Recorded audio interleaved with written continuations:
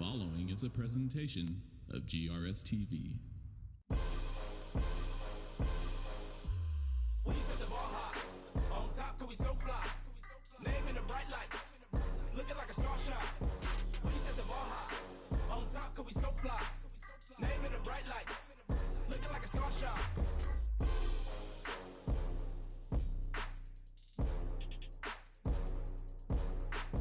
We set the bar high.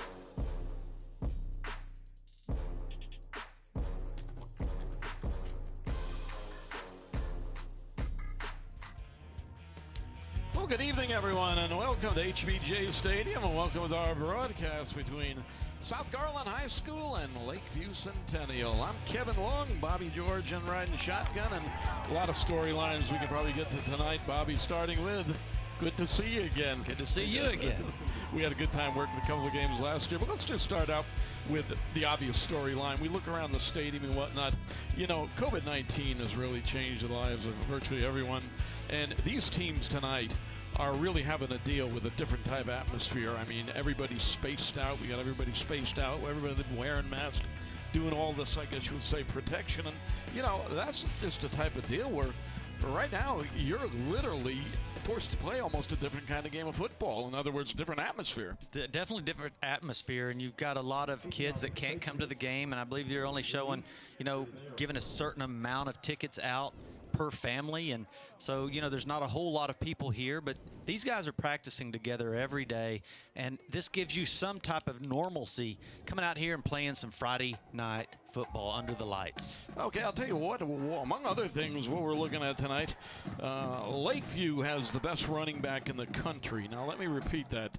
Not the best running back in the district, not the best running back in DFW, not the best running back in the state, the best running back in the country. I mean, he's being recruited by everybody. You know, Kamar is wanted by everybody from Alabama to OU to LSU, regarded by every scouting service, the best around. Of course, just having a guy like that out here adds to the luster of the game. Oh, it's going to be fun watching him tonight. We'll see what happens. That, of course, they're going to be on defense first. South Garland is going to kick the ball. Well, actually, that's the Lakeview kicking the ball off. South Garland gets to about the 10-yard line. I'll tell you what, they're going to get the ball back to, but that's Rakion. Oh, no, I'm looking at the wrong roster there. That's Jacob Krim. Brought it all the way up to about the 41-yard line, so not a bad return at all for the Colonels. Yeah, South Garland needs to come out and show that they can play with the big boys tonight. I mean, they're 0-2 right now. You know, they've had some struggles, and, you know, they don't have a big team roster. There's not a whole lot of them. And so they need to come out here, get a good kickoff return, which they did, and to see if they could put some points on the board. They need to get some big plays tonight. Okay, Jalil Brown's going to be the quarterback. He's going to be joined in the backfield by Jalen Chambers. The wideouts are going to be Malik Price, Tion Key, and they're just going to give the ball straight to the running back, Chambers. Not a whole lot there for him.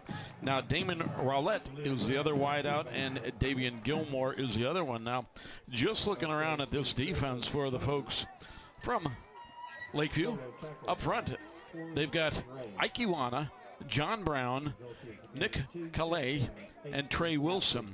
All right, Brown from the shotgun. Once again, Jalil Brown from the shotgun, and we're going to get a flag there. We'll see what this is all about. Okay, we got a false start. 5-yard penalty. Replay second down. Okay, that'll give me a chance to go over the rest of the defense. Okay, Josh Nuosu is going to be the linebacker, as is Isaiah Ellis. Corey Gray will be the other linebacker. And in the defensive backfield for the folks from Lakeville, we're looking at Javon Wright, Ramon Jeffrey, A.J. Harris, and Jamar Rhodes. All right, we got twins left, twins right. Brown in the shotgun. He's looking at second down and about 13 to go here.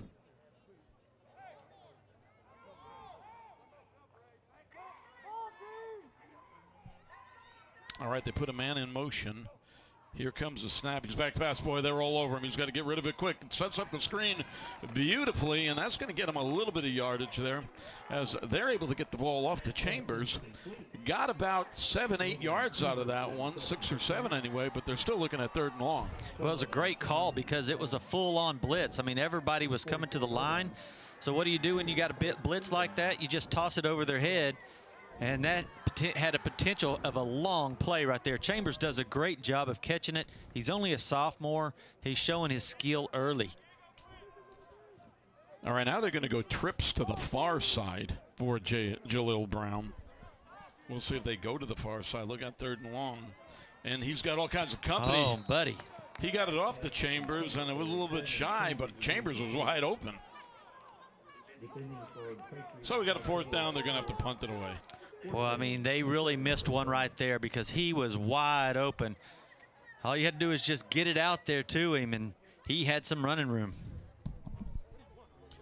All right, back deep to receive for the folks from Lakeview. Going back there is Isaiah Ellis.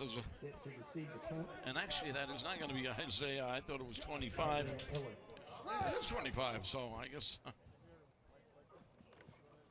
got a little bit correct. Okay, kind of a line drive kick, and it's going to bounce about the 20. Ooh, good South Garland bounce.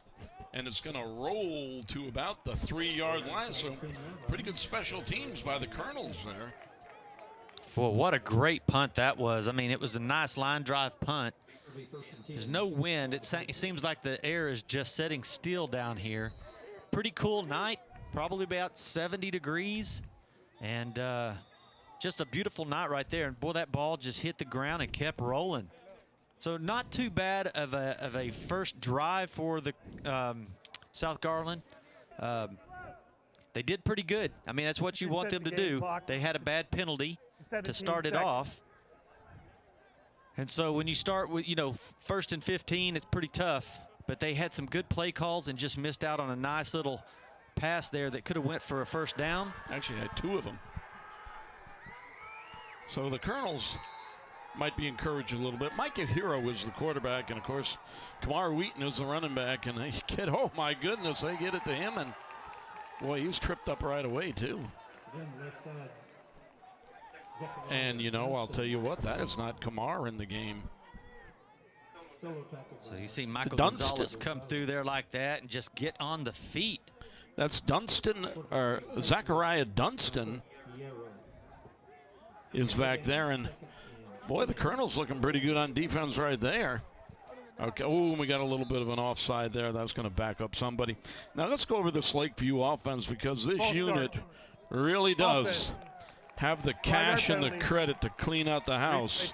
And we'll tell you what we mean by that. But the quarterback is Michael Hero. He's going to be joined in the backfield by the nation's premier running back. That's Kamar Wheaton. His wideouts include Jalen Davis, Chamberlain, Jones, Caden Montgomery, and Terrence Davis. Correction, half the distance to the goal, still 2nd down. Now the offensive line will include Robert Inguanzo, Xavier Campbell, as Hero is going to give the ball off, and Dunston gets trapped in the end zone. Now they blew it dead, or he might have been looking at a safety there. Okay. Start on the offense. Half the distance to the goal, still 2nd down. Okay, that's really backing them up down to the 2-yard line now. So now they've got to be really careful here and not get stopped in the end zone. They're going to have to. This defense is feeling pretty good about themselves already. They came out and got Dustin on that little swing play. Now there's been 2 negative plays in a row. You just can't let a big one go through here. Now you need to buckle up and play some good D. All right, Hero is going to keep it himself. Here he comes. He's got a bit of an opening. He's the 15, up close to the 15. He's going to be a little bit shy of the 1st down, but he did get a good, run out of that one. Now, the other offensive linemen include Ricky Smallwood and Henry Mata. Now, keep in mind, Ezra is regarded as the best center in the state. He has committed to play for Herm Edwards at Arizona State. And here's some of the numbers that are going to be alarming to any defensive coordinator in high school football, as we'll wait for Hero to take the snap there. He's looking at 3rd and about 4. And they're just going to give the ball to Dunston, and he's not going to get there. South's going to force the punt. But their offensive line goes up at 6'3", 285, 6'1", 245, 6'4", 285, 6'5", 285, 6'5", 345. That's a Division II offensive line. I mean, they really got some size up there. Yeah, but it was all for naught on that drive. I mean, they were able to get stopped. South Garland does a great job right there of stopping them short of that 1st down line. So South Garland ought to get a little bit of field position here. Yeah, they have a big opportunity. If they catch one clean, they could take it to the house here. Well, Jacob Krim had a pretty good return the last time he got his hands on the ball. He's not going to touch it this time. However, they're going to get good field position. I believe they're going to be in Lakeview territory.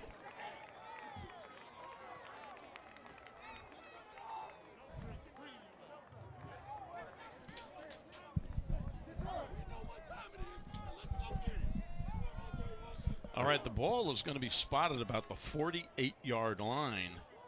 And that is not bad field position at all. And South Garland, early on, I guess you'd have to say, you know, so to speak, matching up with them. All right, now we got split backs in the backfield, which they did not do at all. Brown is back there ready to take that snap, but they did not do that at all. And they're just going to give the ball off to Davian Gilmore. And Davon Gilmore's going, well, we'll see where I mark him out. Looks to me like he got about a good 5 yards out of that. Well, I'd like to see him just turn it up about right there, just get upfield. But he's got some speed. You could see that he decided he's going to try to outrun everybody to the side. And he does pick him up about 5 yards, so not a bad start. All right, Jalil Brown once again with split backs in the backfield. He's got twins to the near side. Looking at second down and about 5. All right, once again, they're going to give it to Gilmore. He puts his head down, and he's right up close to that first down. Don't think he has it, but it's going to be 3rd and short. 3rd and about a yard and a half. 3rd and a manageable yard and a half. All right, 3rd and short. This is going to be the best opportunity South has had so far this evening. Brown from the shotgun, and boy, he's going to keep it himself, and he's going to get it. He's up to about the 38-yard line. That should give him the first down. Well, it almost looked disastrous, and I'm sure we'll see it on the screen on the replay, because he wants to do that read draw where he can keep it or he can hand it off, and he holds it so long it looks like they almost didn't know. That's the time when you pull it out or you don't, and it becomes a fumble because both guys are trying to hold on to it. Right? He didn't get it either. They're looking at 4th and about 2 feet, and they're going to go for it. They're going to mark it just a little bit shy. So South's going to roll the dice just a little bit here. All right, oh boy, and I'll tell you what, coming up saying not here, not now, not never. Huh. Well, you'll see a lot of big number 90. Akeya Awanuna. And that stops South cold in its tracks. Now, let's see if they put Kamar Wheaton in there, because he was not in the unit the first series. They did not utilize him in the unit, and they're not going to use him now. They've got Zachariah Dunstan back there with the quarterback, Michael Hero. They got twins to the far side. Boy, big field position change too.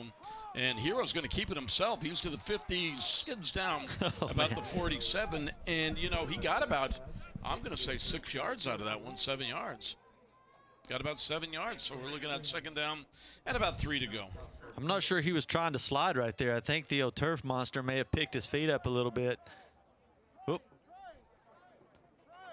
Well, it looked like he kind of lost his balance on that turf there. Oh, we got 6:14 remaining in the first quarter. 0-0 score. Now, South Garland went for it on 4th down right around midfield, did not make it, and that's why we got a field position change here.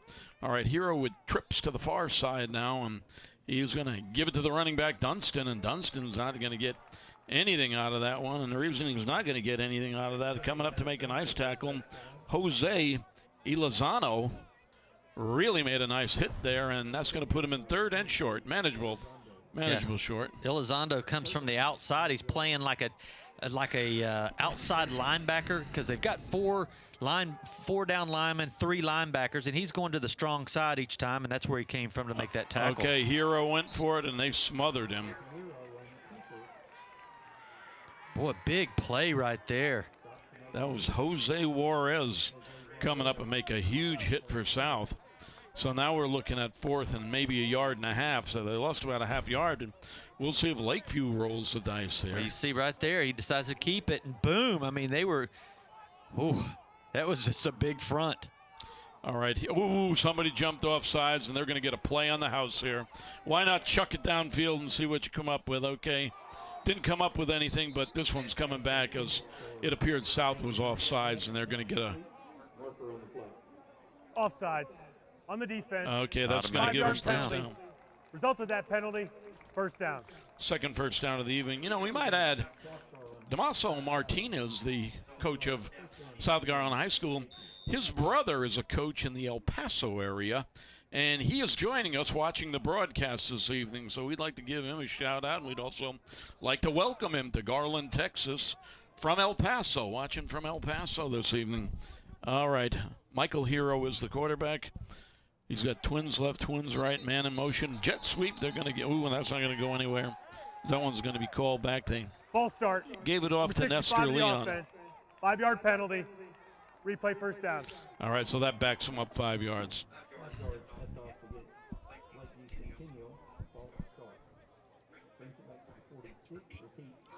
They were going to do that jet sweep, and they just left just a little early. You do that, and it got you the first down when the defense did it, but it backs you up when you do it. It's what I call suicide by the installment plan, where you just kill yourself with those little mistakes there. All right, Hero from the shotgun. Now we still haven't seen Kamar Wheaton in the backfield yet. As they fake it to Dunston, going to throw to the far side. Got a man open over there on the far side, and coming over. Trey Wilson right there, big number 88. He's 210 pounds. He's 6'4". He's a big body to throw to. They just checked him in the game. He plays like a little slot right behind the tight end and just hides there for a minute. I know he's 6'4". It's hard to hide, but he was able to get out there for about a 3-4 yard pass, catch it, and run with it. You know, and they're... Personal foul. Number 60, the defense. Oh, boy. Lost his helmet and continued to play. It's 15 yards from the end of the run and an automatic first down. Boy, that hurts South right there. I mean, it's a hard thing to do is to not continue to play if you lose your helmet. You're just going with instinct, right? And, boy, for them to tack 15 onto that one, that's a tough one. Your helmet comes off, what do you do? You're supposed to just take a knee? I mean, it's kind of hard. You kind of keep moving to the ball. All right, Hero once again going from the shotgun with Dunston in the backfield with him. Twins to the near side. They're going to go ahead and give it to Dunston. He runs into a bunch of trouser seams there, and that may get him a yard. Boy, they've done a great job, South Garland, smothering that run up. They've just not had much going, and Dunston's not a little guy. He's a big dude. And they've done a good job of just keeping him contained. And there's Wheaton. He doesn't have his helmet on, so it doesn't look like he's getting playing time. I mean, he's got his ankles wrapped. Boy, I wonder what's up with that. All right, Hero from the shotgun. They're going to fake it to Dunston. Hero's got a little bit of room over here. It's 15 to 10, down to about the 6-yard line. He's got their fourth first down of the evening, and they're getting ready to take it in. 3:55 on the clock. That's where that defensive end has to stay outside right there. He knows that's his job. And if you go to biting on that run too much, that's what will happen to you. All right, clock down to closing in on 3:40. And the folks from Lakeview are closing in on the end zone. They're in the red zone. They got a first and goal from about the 7-yard line. Once again, Dunston staying in that backfield with him. They're going to give it to Dunston. Here he comes to the near side. Tries to cut it up. Second effort's going to get him in the end zone, it appears. It will. All right. Dunston's in there, and it's... I think they're going to call him out at the 1-yard line. Ooh, I'll tell you what, they signaled. I thought they signaled it. We'll see. And on the replay here, we'll see if they... Good tackle right there. He pushes him out of bounds. But boy, it looked like he got in. It did. Okay, well, either way, they're going to go ahead and give it to Dunston again. He's in there this time. Dunston with the 1-yard run. It is 6-0. Well, that's pretty defeating for South Garland because they've actually put them in position to have had them punt the ball a couple of times. Big 15-yard penalty, and offsides when they were. It was 4th and 4, and they were, they had to offsides, and they were able to get the first down.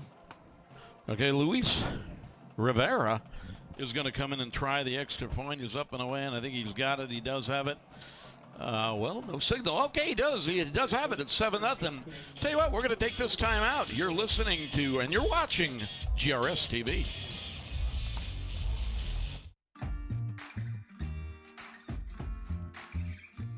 I can't vote yet. But you can. Exercise your right to vote in the upcoming election. Early voting is October 13th through October 30th. Election day is November 3rd. Remember that Garland ISD has a tax rate election on the ballot. It will be the last item. So remember to vote all the way to the end. Visit www.garlandisdtre.com to learn more about our tax rate election.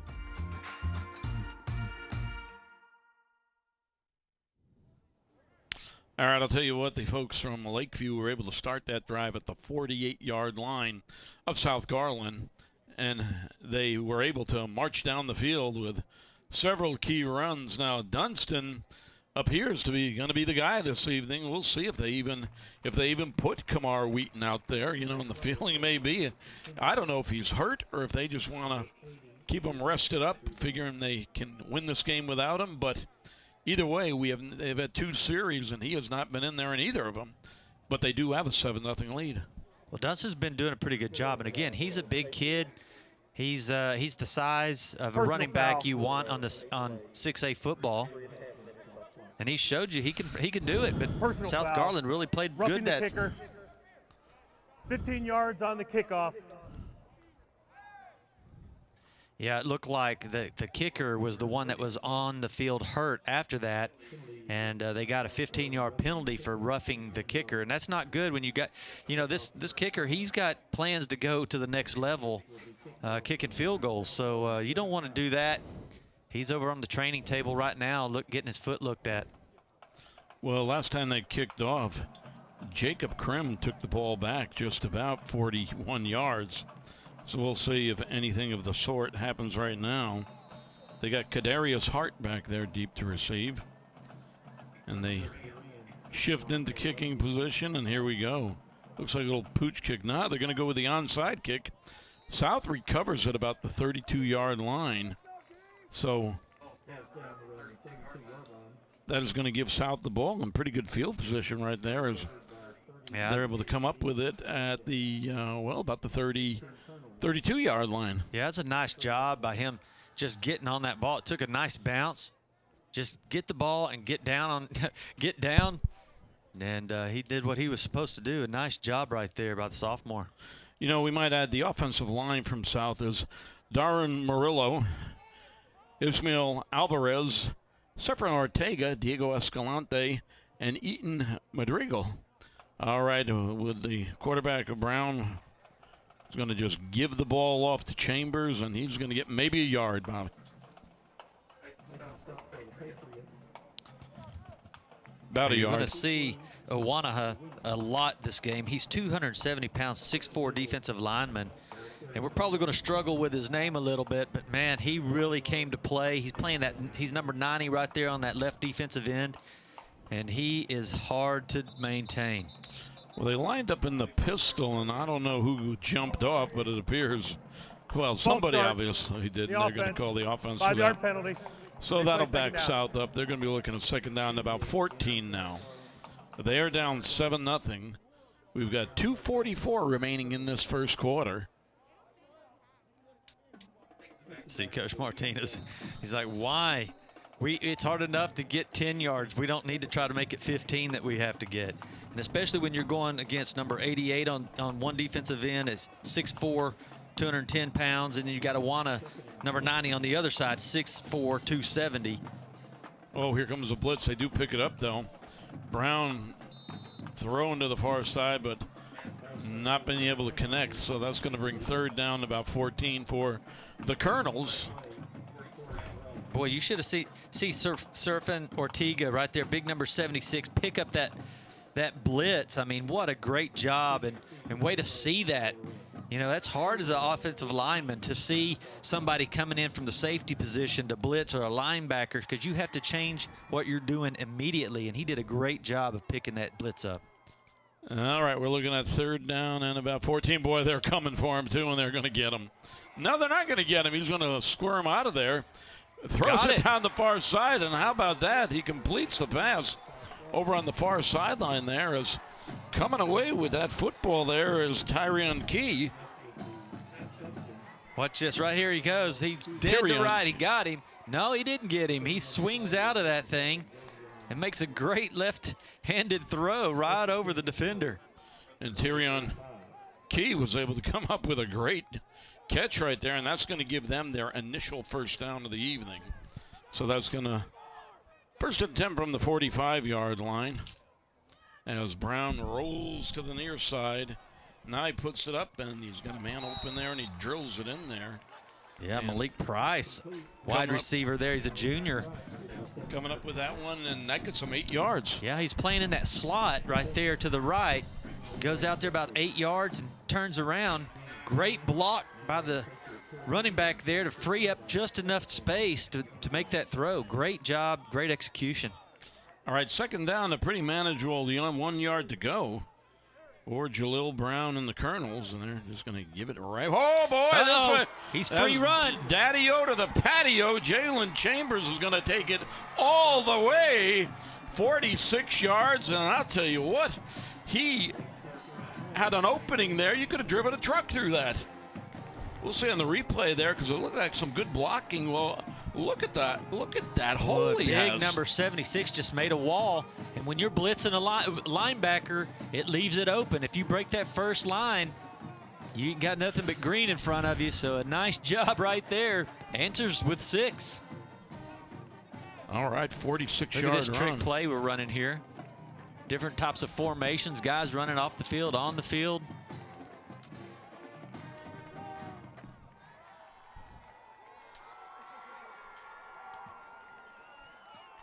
All right, the kick is blocked, and that's gonna keep our score at 6-7, 7-6. All right, I'll tell you what. Why don't we take this time out? We're back at you right here on GRS-TV. Whoa, I'll tell you what. Let's see what this is all about before we go to commercial break. South Garland, their first charge timeout of the half. Now, is this a timeout? I don't quite understand it. It was blocked. And how do you call a timeout now? You're going to a... Was a penalty called on the play? They must have called a timeout right before the ball was snapped. They just maybe... Didn't have the proper alignment in there? Yeah, that's probably what happened. So I guess we're just going to re-kick it. All right, what happened, obviously, is that blocked kick was sure blocked, but South Garland had called the timeout before they were able to block it. Okay, and so that we're going to re-kick, I guess, as Jesus Juarez is going to give it a shot once again. Kick is up and away, and he can't get it to go. And there's another flag. Boy, let's see what this is about, because we do have another flag down there. Both sides. On the defense. At the distance to the goal. We'll replay the try. Okay, now we're going to get. They're going to go for 2. It looks like. That's what. I mean, you've already gave it 2 shots at trying to kick the field goal. Third time's a charm. Let's just go for it. You know, I mean, they weren't able to put it through the uprights twice. So hey, let's see if we can go for 2 here. All right, they got their offense on there. Ball is spotted about the 1-yard line. 1.5-yard line. So we'll see if the Colonels can take the lead right here, as Brown is going to fake it, going to keep it himself, and it looks like I'll tell you what, just shy of that end zone, it looks like. He is not able to get in there. All right, after all that drama, the folks from Lakeview still lead at 7-6. We're back at you after these messages. Election Day, November 3rd is right around the corner. Don't forget, our TRE is on the ballot. It's like being on the 10-yard line with less than 2 minutes to play. So be a team player. Never pass up the opportunity to vote. When you vote, it's a home run for our community. We hope to see a spike in voter turnout this year. So get to the polls and vote. It's a great way to serve. Just make sure your voice is heard on Election Day. When it comes to voting, we're all on the same team, the GISD team.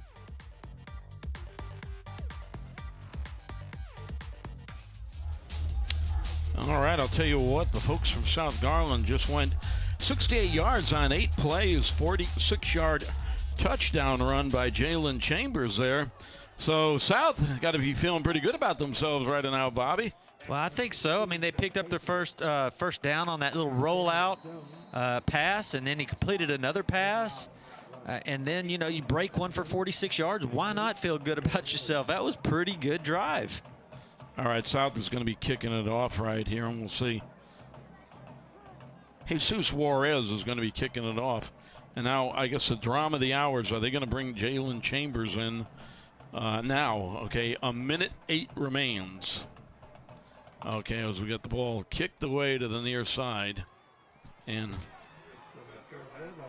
better stay in your lanes. Xavier Wright's going. Xavier Wright's got plenty of running room, and they're going to finally drag him down, but not until he gets to about the 38-yard line. And, of course, we'll see if they put number 4 in there or if they do not put number 4 in there. Boy, Wright just sees it.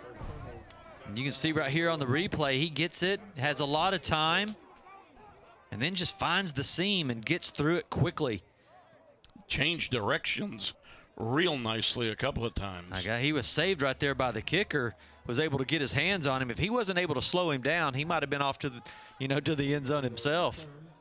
As is, they're looking at a pretty good number right here. They got the ball at the 39-yard line. That's pretty good field position. Dunston takes the ball. A little hesitation there, and he gets about 4 or 5 yards out of that one. Nah, probably more like 3, 4 yards out of that one. But real good hesitation move as he followed his blockers pretty nicely. Well, you see both those linemen they're pulling from right to left, and they just clear people out. Big number 60 was there to save the day for them. Emmanuel Alvarez playing that two-tech defensive right over the center position. All right, we're looking at second down and about 7 to go. Hero is going to give it to Dunston. Dunston coming at him, and he's going to leap forward, and I think he got the first down with that leap there. He might, if he's short, he's only short by about a couple of feet, and he is short. Yeah, it looked like Jacob Krim comes from the safety position, kind of sees him freely, and takes off running right at safety and sees it and just meets him right at the hole and brings him down maybe a yard short of that first down. You see him coming through there? Nice job. All right, I'll tell you what. We've played 1 quarter here. Our score is Lakeview 7, South Garland 6. Why don't we take this time out? Come on in.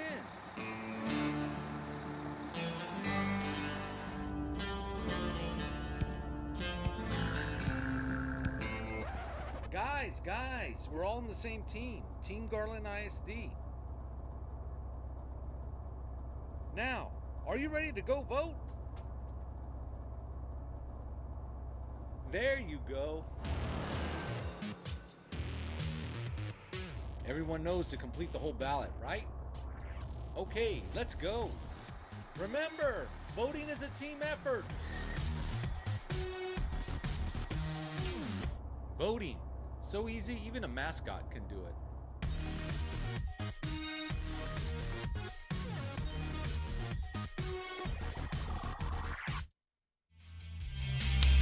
All right, welcome back to Homer B. Johnson Stadium, everyone, and welcome back to our broadcast of Lakeview Centennial taking on South Garland. I'm Kevin Long. Bobby George in riding shotgun with us this evening, and Bobby, we're looking at a 3rd and 1 for these folks from Lakeview as Heroes back there in that shotgun. Now, the drama of the hour is Kamar Wheaton, their outstanding running back, has not played at all. They've gone with Dunston. They're going to go with him right there, and Dunston, I think he has the first down, but not by much.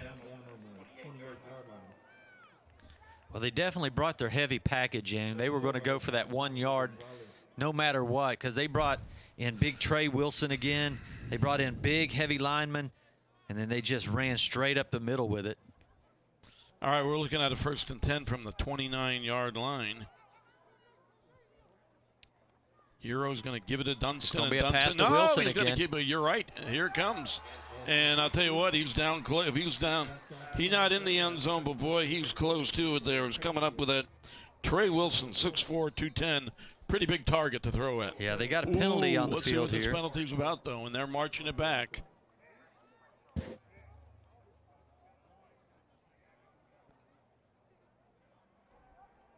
Offsides on the defense. That penalty's declined. First down. Well, I'll tell you what, the folks from Lakeview, I think, were a little bit. So they show it right here. They get Wilson blocking down, and then he releases out to the right. It's a big target, pretty easy play. You're going to have to stay on him when you see him in the game. Kadarius Hart with a nice tackle down there, too. All right, they give it straight ahead to Dunston. Dunston doesn't have much running room, and he's going to get thrown back. So they're looking at 2nd and goal from about the 4-yard line, as the South Garland defense really looked good there. Yeah, Jacob Crimp, he makes the tackle, but he's hobbling, and now he's their big defensive back that's always coming in and making big tackles, and looks like he may have got stepped on a little bit. All right, 10:50 remaining in the first half. 7-6 is our score as Lakeview leads it, but South Garland, I'll tell you what, they've shown up pretty much. Ooh, full house backfield here. Don't see them too much. Dunston's the running back, and he's going to he fumbled the football, and I think and South got it. Yeah. We'll see if they ruled him down, because it looks like they may have ruled him down. Boy, Ismail Alvarez on the ball. He gets it. I'll tell you what, South Garland dodges an M16 right there as they had it 2nd and goal from the 4. And, well, I'll tell you what, that was a good, I guess you'd say, break for South. We'll look at the replay. You see now. Ismail Alvarez, he lines up on the right two-tech position over the center. Here he comes down the line, sees it, gets popped out, and he goes over there. Hey, look what I found. I'll tell you what, he was trying to stretch to the end zone, could not get there. And the South Garland defense, I'll tell you what, hey, there he is walking over there. He's like, hey, I got to touch the football. I don't care. I'm a lineman. I never get to touch it. And by the way, it was in the end zone when I got a hold of it, too. Touchback. Boy, what a great stop for South Garland. A good break for South Garland as they avert giving up touchdown. All right, here's Brown from the shotgun, and they're going to go ahead and give it away to Chambers, and Chambers not going anywhere. But what a stop by the South defense. Well, that's got to make you feel good. I mean, you did what you got to do. It's just great defense. They stripped the ball. It's what you're supposed to do.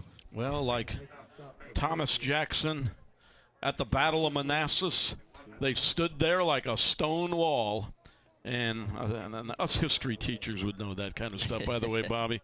You people down in the Central Administration Office probably don't study up on that too much, but I'll tell you what, us history teachers do. Okay, Jalil Brown from the shotgun now. He's rolling to the far side. He's got company, and you're going to have to get it off over there.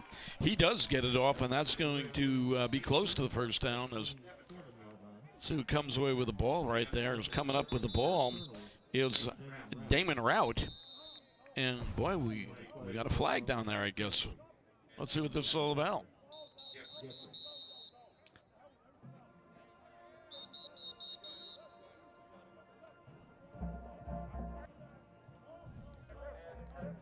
Still no signal, but they're marching it back against South.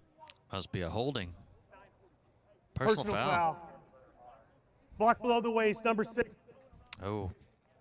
Half the distance to the goal. Replay 2nd down. Boy, and instead of being 3rd and Please short, put 9:44 on the game clock. They're looking at 2nd and about 21 or 22. Well, that's a big one right there. Let's see if we can pick it up here. Who did they call it on?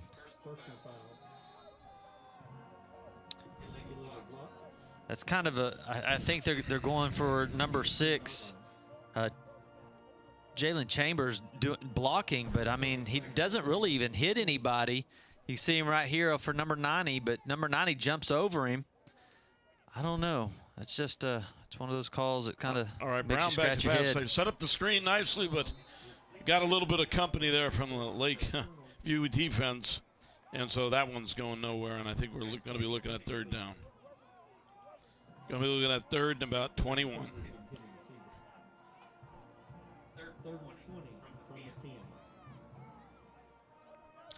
Clock down to 9 minutes. We're at the 9-minute mark of the first half. Got a pretty good one going on here. Lakeview 7, South Garland 6. So the Colonels hanging right in there with them. But they're looking at an uphill fight right here. With the rest, somebody call timeout there? It appears they may have. Well, they're not coming off the field, so I'm not exactly sure what's going on either. It's official timeout. Prior play was an incomplete pass. The clock should stop. Please put 9:10 on the game clock. Okay, what was going on was the clock rolled from 9:10 to 8:49, and the referees noticed the clock's rolling, and it should not be rolling. So we're going to put a little bit more time back on the clock. So that's more entertainment for us this evening, about 21 seconds more of entertainment. Okay, Jalil Brown looking at 3rd and long right here. And he is back to pass, and he's going to tuck it away and go. And you're not going too far there as the folks from Lakeview are able to converge. And boy, coming away with a kind of a nice-looking tackle there was Isaiah Ellis. Yeah, you get a big push from the outside defensive ends. He has time to set in the pocket and throw that ball. I guess he just didn't see anybody open. All right, so South Garland's going to punt the ball away once again. And back deep to receive for Lakeview. That's going to be Isaiah. Joseph Armstrong? Well, tell you what, I was thinking Isaiah Ellis, but there is a flag here. Let's see. Substitution infraction on the offense. Boy. 5-yard penalty. Still 4th down. All right. Now they're going to have to punt out of the end zone here. They're within the shadows of their own goalpost, so.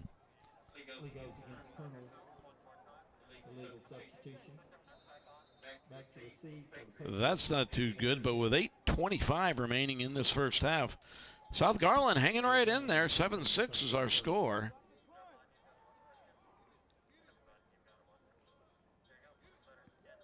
All right, kind of pretty good one.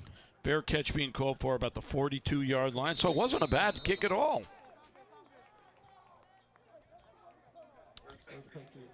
Patriots will take over at the 42-yard line.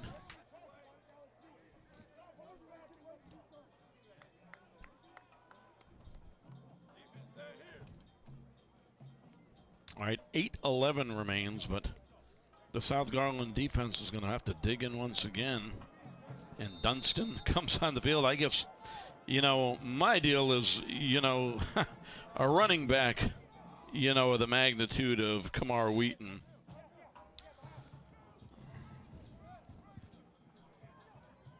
Okay, and I'll tell you what, they're going to go ahead and give the ball to Dunston. He's coming to the near side. And I'll tell you what, nice move there.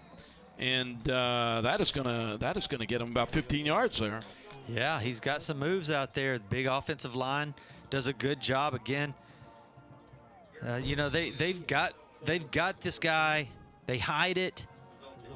Gets outside, gets a good block by his offensive wide receivers, and boy, they've got to dig in defensively here to stop him. They sealed off some good stuff over there. Okay, Hero from the shotgun. And he's going to go ahead and give it to Dunston once again, who's up to about the 21-yard line. And again, big number 60. We've called him over and over. Ismael Alvarez gets over there and makes a good tackle. Looking at 2nd down to about 3 now. 7:25 remaining in this first half of South Garland trying to, I guess you say, keep them off the board now, because 7-6 is a pretty honorable score, you might say, a pretty satisfactory score for South Garland.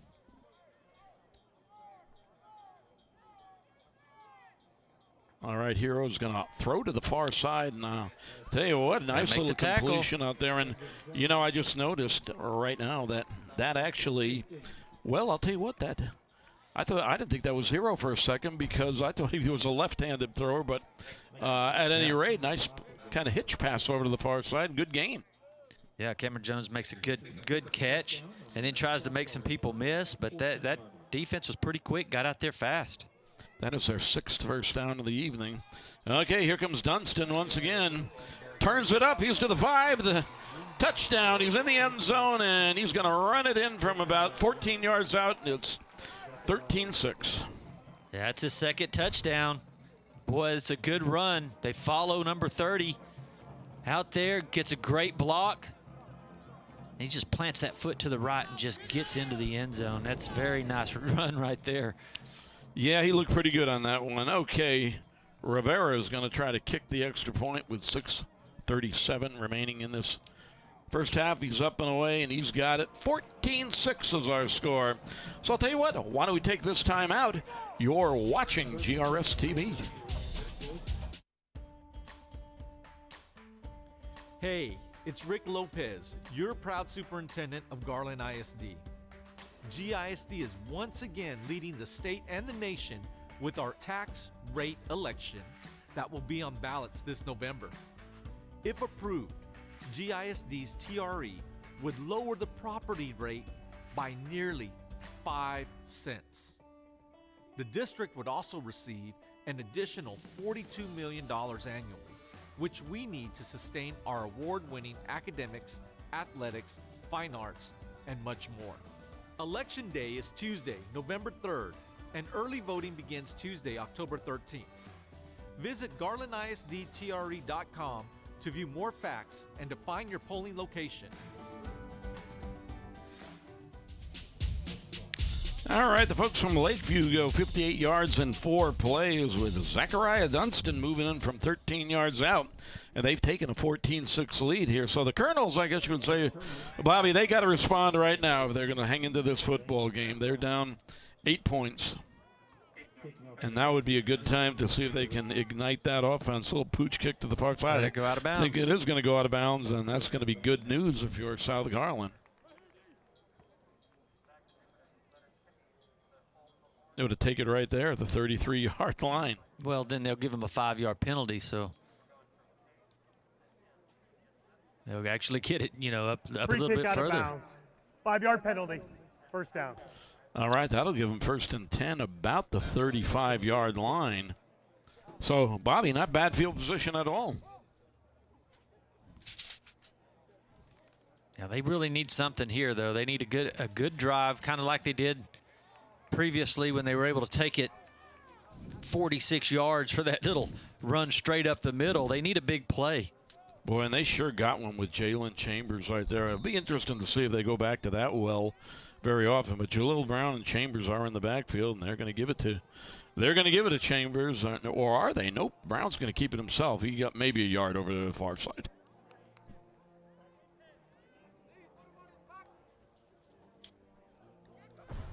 So that'll bring up 2nd down, and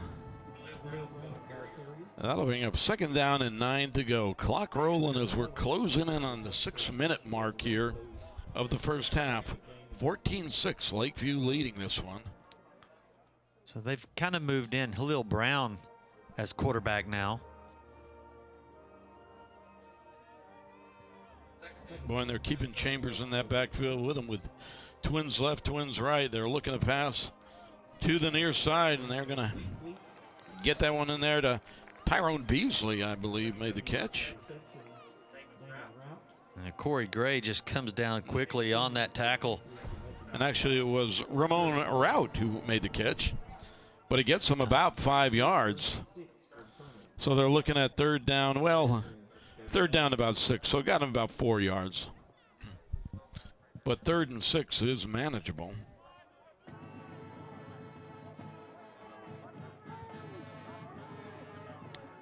All right, Brown back to pass. Pretty good protection. Throws it over the middle. Get in there. Don't go backwards. Got a man in there over the middle. That's Malik Price, and he's going to end up getting about 2 yards out of that one. So the Colonels are looking at 4th down and about 2. Do you roll the dice here, well, Bobby? All he had to do really was just catch it and turn and lean forward, and he would have got that 1st down, but he starts to dance and runs backwards, and he loses about 3 to 4 yards. That's a nice throw. See, he just ran backwards, but he had the 1st down. All he had to do was fall backwards. Looked like if he had moved left instead of right, he might have been able to get that. All right, they're going to kick it away with 4:35 remaining in this first half. It doesn't look like the Patriots believe they're going to punt it. Well, they have no one back. They don't have anyone back, and I'll tell you what, they don't punt it, as he's going to go for it, and I'll tell you what, he's going to get it. That's Brown on the recovery, and the Colonels roll the dice and come up snake eyes. Hey, I mean, the Patriots had them. They didn't even have a guy back. They decided, we're not going to do this. We're not going to let you fake, and he does it anyway. Well, that's their third first down of the evening, so the Colonels have new life, you might say, here, as they were about to kick it away, and they rolled the dice, and like we said, came up snake eyes, and they're looking at a first down from the 47-yard line. Brown from the shotgun with twins left, twins right, and he is going to keep it himself. Got it again. Oh, boy, he's got a little bit of running room over here. He's the 50, and they're going to drag him down about the 50. I think he had to look like he had more running room than he had because he was only going to get about 2 out of that one. So we're looking at second down at about 7 to go. Clock rolling with 3:35 remaining in this first half. Just keep getting positive yards is what you want to do, though. Just keep getting those positive yards. That way that you come down to it's third down and short, not third down and long. All right, Brown back to pass. He's got to scramble out of that pocket. He's in a little bit of trouble. Throws downfield. Got a man open down there. And that is going to go for a little bit of ways as Damon Rowlett is going to get the ball about the 17-yard line. Boy, what a great play by Brown. I mean, he's having to scramble, and that is a tough throw when you're running away and throwing back across your body. And that ball just went straight to his receiver. Just a nice throw and catch. And we're looking at their fourth first down of the evening. And they're going to go ahead and give it straight ahead. Nope, I'll tell you what, was that Brown getting trapped in the backfield? It was. And that's going to throw him back about 7 yards. So that does not amount to positive yardage. Let's see what this is all about. I think we might have had a whistle. Let's see what's going on here. Yeah, you see Wilson coming straight through. I mean, he read it the whole way. I'll tell you what, they actually gave the ball off to the fullback there. Or the running back, so they lose 2 instead of losing 8. And that's not bad at all. Clock rolling with 2:25 remaining. South Garland in the red zone. They're down 8, but they're in the red zone. And that's a good thing. Brown back to pass. Got plenty of company. They're all over. Throw it away. And he's going to get the ball off over there to Price. And Price is going to get up to about the 21-yard line. But they're still looking at third and, well, is this third down or fourth? Third and about 15 to go. So Jello Brown, he is on. He's got a blitz coming up the middle, got pressure all over him, and he keeps his eyes downfield, makes a really nice throw. That's Chambers, by the way, who came up with the ball. I initially identified the ball carrier or the receiver as Price. All right, Brown from the shove. Oh, guys, that's got to be. Would obviously be offsides against somebody. Well, that makes it a little more manageable. It's going to put you up close to the line of scrimmage, the original line of scrimmage. They'll back them up 5 yards. On defense, on a back. All right. Penalty. Still third down. Third down, about 11 to go. The ball spotted at the 18-yard line. Now, that would appear to be field goal range. Yes, he was sneaking through right there in the middle. He knew he got it. So that gets them closer, and they do have a really good kicker.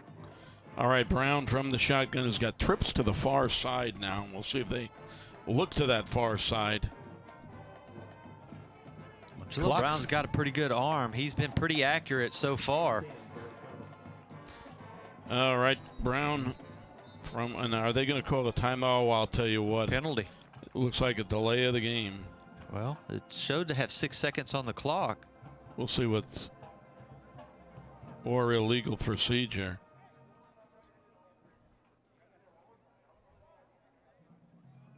Oh, they're going to wave it off. Okay. No harm, no foul. No foul on the play. Clock start on the snap.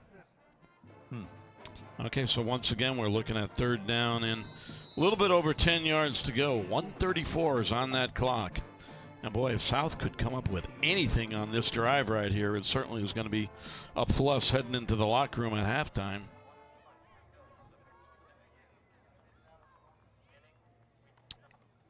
Brown is going to roll to the near side, looking downfield. Now they shove him out of bounds about the 20.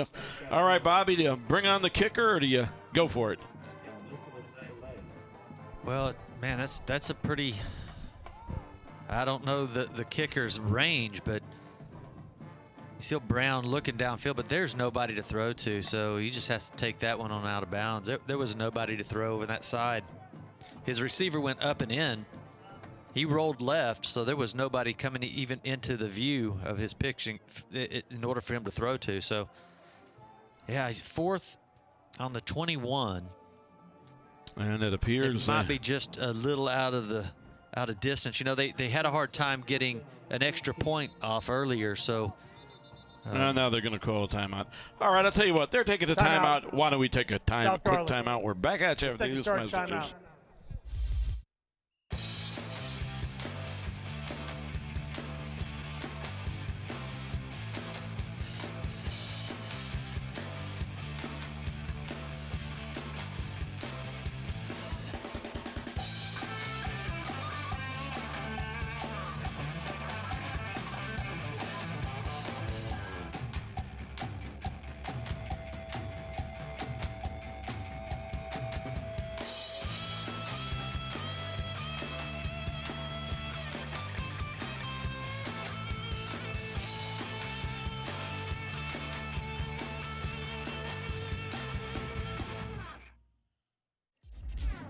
Well, welcome back to HBJ Stadium, and welcome back to our broadcast of Lakeview taking on South Garland. I'm Kevin Long, along with Bobby George, and the drama of the hour right now is the Colonel's about to roll the dice. They're looking at a 4th down and about 15, ball spotted about the 21-yard line, and they are going to go for it. Brown back to pass. Throw. He's got a man wide open over the middle, and that's going to be a touchdown, Chambers. Boy, Chambers slipped out of the backfield. Nobody picked him up. He was wide open. He was practically lonely out there. They read it perfectly. Coaches called a great play. And Brown hides the ball so well. I mean, he just pops his head up and just tosses it over everybody. And he's been really accurate. All right, throw it in the end zone. Did that come up with it? They completely, it looks like, was that Chambers or who's out of bounds? I think he must have juggled the ball a little bit. All right, I'll tell you what, they've just scored. Let's see if we can see it. What a throw right here, too. Only his player can get it. Just perfect. Oh, there it is. Right there. Yeah, he juggled the ball. Great camera work. You know, I'll tell you what, that makes it 14-12. You know, while we're talking about great camera work, you know, the last time you and I were out here, we saw one of the most bizarre calls I ever saw when Naaman Forest played against McKinney in a state playoff game. And what happened? McKinney ended up beating them on a pass that, you know, I guess they were out of bounds about the 7-yard line when they were able to take it in by virtue of completing this long pass. But what was probably the weirdest thing, I really, really hate to ever criticize the officials on the air, because from where we are, and they're right on top of it, you just don't know a lot of things. Like you just said, he bobbled it. Did he bobble it? Well, when we saw the replay, he sure did. Well, that one with Naaman Forest, the receiver wasn't out of bounds by maybe an inch or two. He was out by about 2 feet.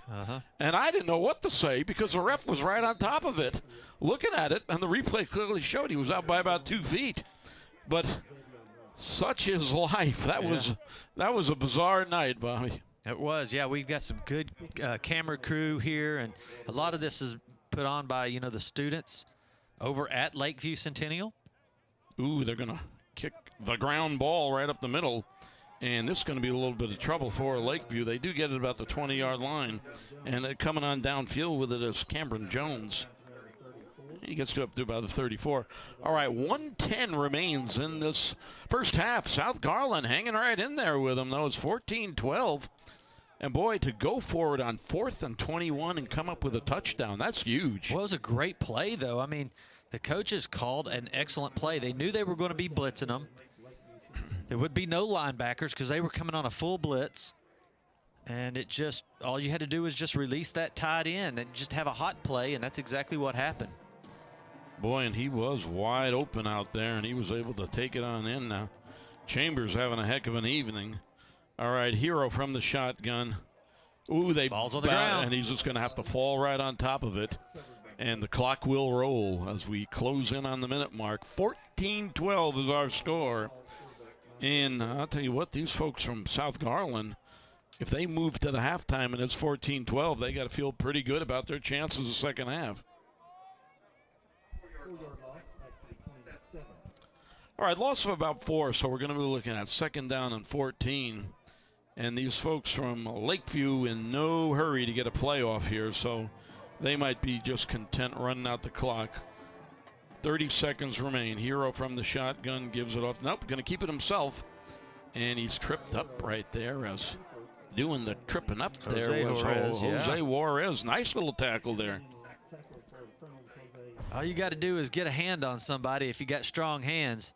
He gets that, and grabs that ankle. Looks like he's been playing through a lot of injuries. He's got his elbow wrapped up, his knee wrapped up. He's still out there trying to fight. All right, we got 5 seconds left. I don't even think they're going to get a playoff here. 1 second, and that will do it for one half of football. Well, Dunstan's going to take the ball, but I don't even know if they got it off in time. It doesn't matter, though. Doesn't matter, as that's going to end the first half. I don't see any flags anywhere, so that will end one half of football. Lakeview leads this one 14-12. Tell you what, why don't we take this timeout?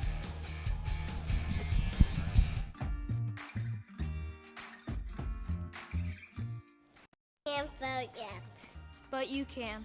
Exercise your right to vote in the upcoming election. Early voting is October 13th through October 30th. Election day is November 3rd.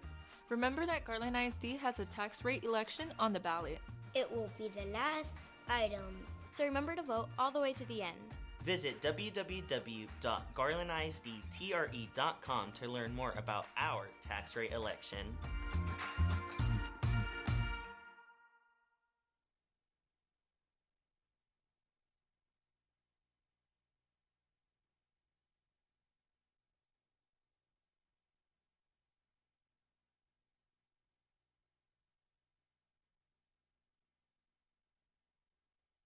Continuing our tradition of 4 years, we have some very special homecoming winners for ALE. So, the moment you've all been waiting for, our homecoming queen is Shanley Thomas, and our 2020 homecoming king is Andrew Townsend.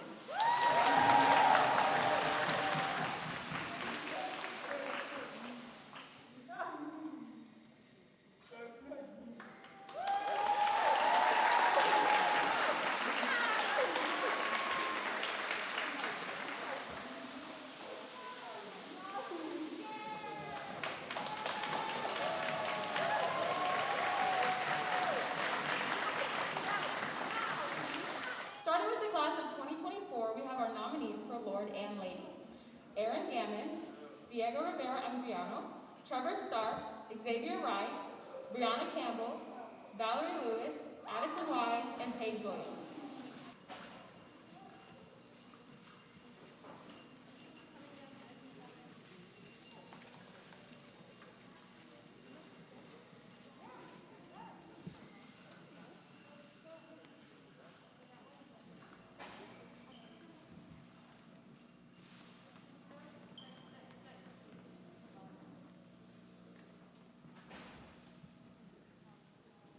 And our 2020 Lord and Lady are Xavier Wright and Addison Wise.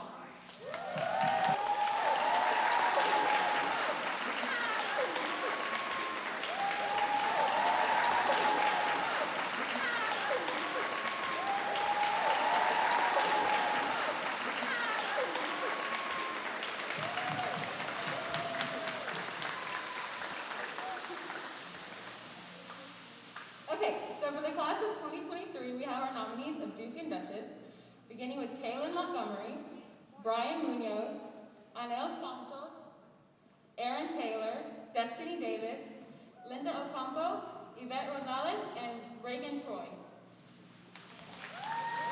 And our 2020 Duke and Duchess are Anel Santos and Yvette Rosales.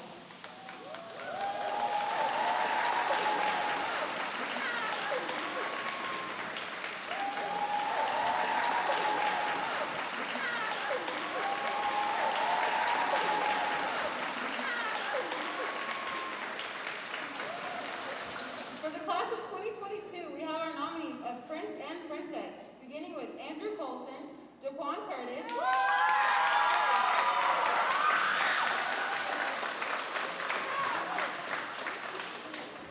Buchanan Palmer, Diego Ramirez, Vanessa Jamaica, Novi Sutu Nicoloni, Ana Saldarina, and Madeline Watkins. And our 2020 Prince and Princess are Jaquan Curtis,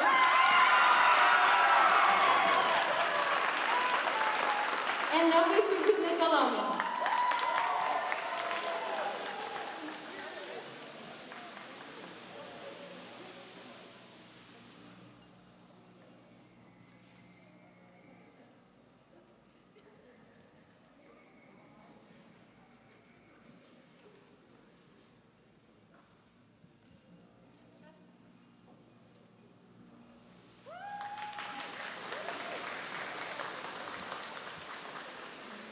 Okay, and now, the moment you have all been waiting for, we have our nominees for King and Queen.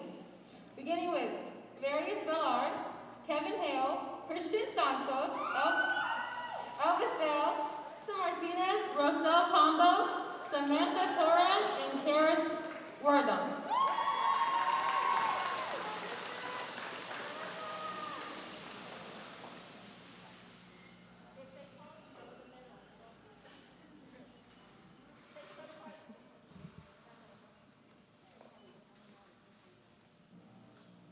And our 2020 King and Queen are Christian Santos and Alyssa Martinez.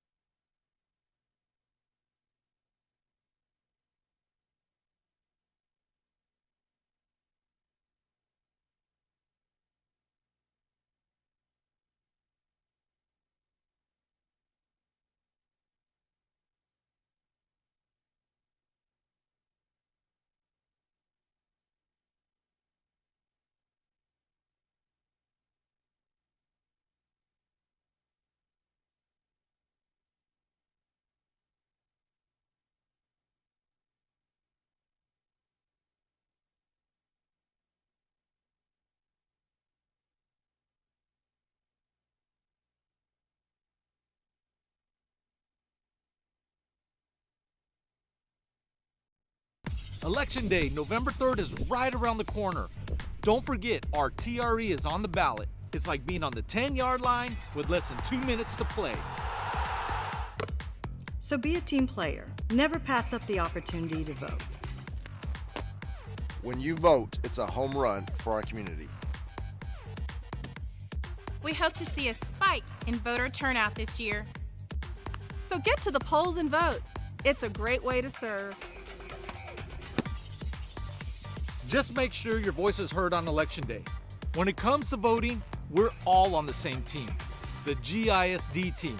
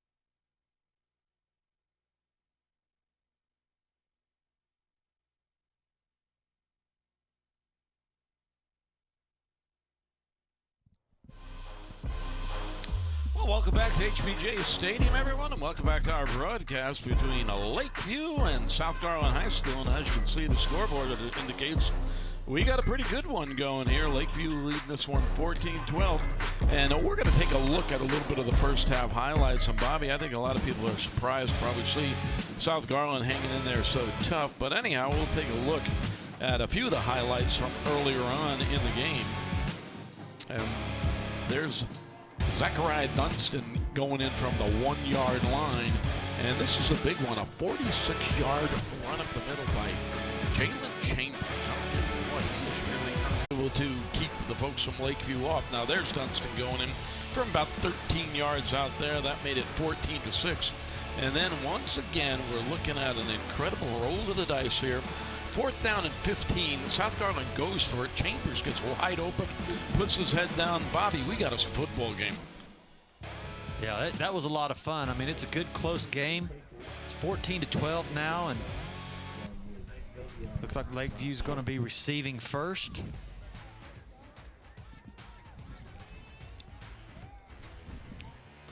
But I don't think 14-12 is a score that you might say anybody expected at this time, but the Colonels got to sustain that momentum. Of course, they probably feeling pretty good about themselves because they came in here 0-2, but, you know, you're 0-2, you want to, you know, change the narrative there. You got to create a conversation bigger than the one you're in. And that's kind of what they've done here right now, and they're very much in this football game, down 14-12 as they're about to kick it off to the folks from Lakeview. Grounder right up the middle. Uh-oh, nobody's picking it up. No, they aren't, and that could be a little bit of trouble for Lakeview here. As well, I'll tell you what, not when you got a skill player like Cameron Jones, as Cameron was able to get that ball up to about the 32-yard line after it was kind of rolling around all over the place. So not bad field position at all for the folks from Lakeview. It's the speed on the kickoff. It seems like they're lacking a little bit on the Colonels. They're not able to get down the field fast enough to stop him. I mean, that ball was rolling around on the ground for a good 4 seconds, and he's still able to pick that thing up and take it for a nice return.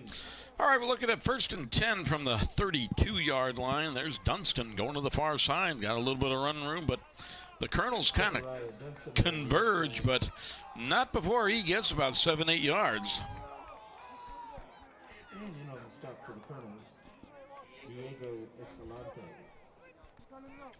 All right, we're going to be looking at 2nd down and about 2 to go now.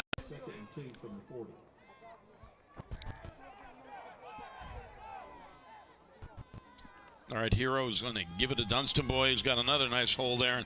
That's going to give them their 5th first down of the evening as he gets up to about the 44-yard line. So, you know, the problem South identified going in is this big, huge line for these folks from Lakeview. They give it to Dunstan there because we went over in the beginning just how big they are, and they keep pounding on you all night. It can have an effect. All right, Hero back to pass. Look downfield now. He's rolling one way, turns back there. Boy, he's got all kinds of running room. They better run him out of bounds, and they do, but not before he gets about 14 yards and another first down, Bobby. Yeah, he had plenty of time to throw the ball. He's sitting back there, nobody open. Decides he better take off running, and when he looks up, boy, there's nothing but green in front of him. Just goes out there, steps out of bounds. And they got a 1st and 10 from the 43, so they're rolling. South Garland has got to dig in right now as they give it to Dunstan once again. That big, huge offense. Oh, boy. He slips away, and he's going to have all kinds of green and glory in front of him as he's able to go 43 yards for the touchdown. Dunstan takes it to the house, and that puts some distance between Lakeview and South. It's now 20-12. So now he's had a 46-yard touchdown, a 20-yard touchdown catch, and now a 40. Well, let's see. What does he got here? Yeah, you were looking at the wrong score. That's our guy, Chambers. He's got a 20. He's got a 1-yard touchdown, a 20-yard touchdown, and now a 43-yard touchdown. So big night for him. He really is playing well this evening as we have players taking a knee as if somebody is hurt. So we'll see what this is all about here. Okay.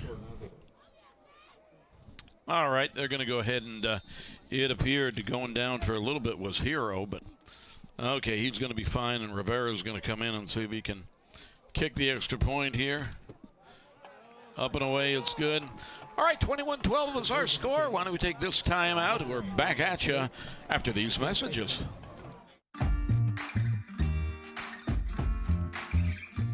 I can't vote yet. But you can. Exercise your right to vote in the upcoming election. Early voting is October 13th through October 30th. Election day is November 3rd. Remember that Garland ISD has a tax rate election on the ballot. It will be the last item. So remember to vote all the way to the end. Visit www.garlandisdtre.com to learn more about our tax rate election.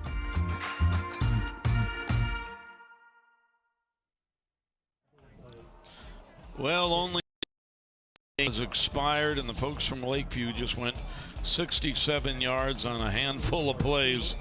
Dunston going in from 43 yards out, and they have taken a 21-12 lead, and they will be kicking off here. So South Garland still very much in this football game, but Bobby, they've got to make a statement, I think, right here.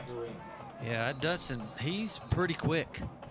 And he's really showing out now. I mean, he's really making his presence known behind that big offensive line of the Patriots. And kind of a pooch kick, or not a pooch kick, a line drive kick that South is going to get good field position out of this one. Is taking that ball down there and getting Jonathan Leon is going to get about, well, 6 or 7 yards on the return, and that's going to get him awful good field position right now. So they'll put the ball in play. 1st and 10 at the 43-yard line, but we'll see if the Colonels can respond to the call here and can answer.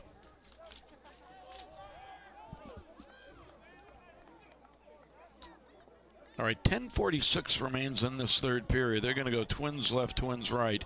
Brown is the quarterback. Chambers is back there with him. They're just going to give it to Chambers, and Chambers looking for some room to the near side, but I'll tell you what, coming up there is Corey Gray, who says, not here, not now, not never, and he throws him for about no gain there, right there, as you can see. He just about escapes it, though. Look at this stiff arm, and then how strong he is. He throws him off and almost keeps his balance. Well, that's a nice, strong run by Jalen. All right, we're looking at 2nd down and about 10, a little less than 10 to go. As Brown from the shotgun. They get trips to the far side now, and he's looking far side. He's got plenty of time to throw, or he had, but he's able to scramble out of the pocket. Now he puts the ball up, and tell you what, does not hit anybody there, but that kind of, I guess you would say, freelancing was what actually got him a touchdown earlier when he was able to buy enough time to locate a receiver. That time he could not, so that brings up 3rd and long. Yeah, he just knows he can outrun these guys from the outside. So he just uses his speed. But, boy, you take a big shot like that running out of bounds, that's where you get hurt. All right, we're looking. Oh, boy. There it is. Oh, boy, and that's going to help the South cause. Yeah. 15-yard penalty from the end of the run. First. Yeah, that's what I say, man. You take that kind of hit running out of bounds, you either got to throw it out early or just get out of bounds faster. But they got him for a late hit. He had taken a good step out after he had thrown the ball, and then they laid him out.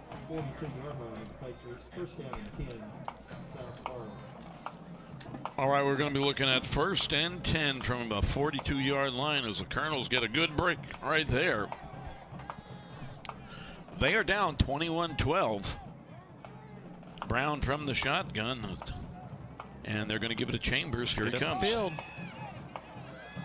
And, you know, I lied. That is not Chambers. That's David Gilmore. And Davin's able to get about 6-7 yards out of that one. So Bobby followed that blocking pretty good. Yeah, he follows it, gets good blocks here, and he has some opportunity. Just got to get upfield quick. Boy, he got a great block right there. He had an opportunity to get a little bit more, I think, but, you know, they'll take a good positive gain like that. Well, they got 8 yards out of it, so we're looking at 2nd down to about 2. Once again, split backs in the backfield for Brown. And he's going to keep it himself, and that's a good decision because Chambers got still nailed. Up. Boy, I'll tell you what, he evades a tackle, and he's going to take it to the house. He sure is. He's in there as J. Lil Brown I mean, a little bit of an exhibition there as it looked like he was down maybe 2-0. Well, look at the replay. It looked like he was down about 2-3 yards past the line of scrimmage. Then somehow right there he escapes. And I'll tell you what, you let a guy like that loose and he's going to preside at your funeral. And he takes it all the way, and that makes it 21-18. Now we'll see if the Colonels go for 2. They are going to go for 2. Brown with the 43-yard run. Nope, they're not going to go for 2. They're going to let Rivera kick it from the extra point there. Jesus Juarez, I should say. Jesus puts it in there. All right, 21-19 is our score. Lakeview leading it by 2. Why don't we take this time out? You're listening to GRS, and you're watching GRS-TV. Come on in.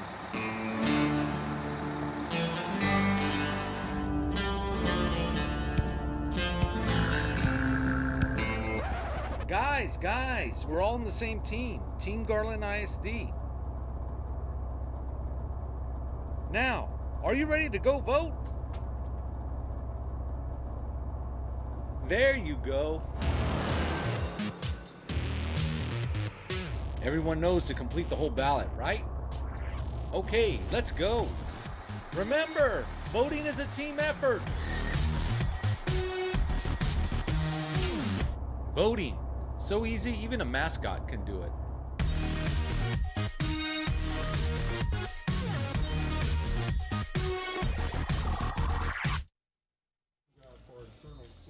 Well, welcome back to HBJ Stadium, everyone. Welcome back to our game between Lakeview and South Garland, and we got a good one going here. So Lakeview leads this one 21-19.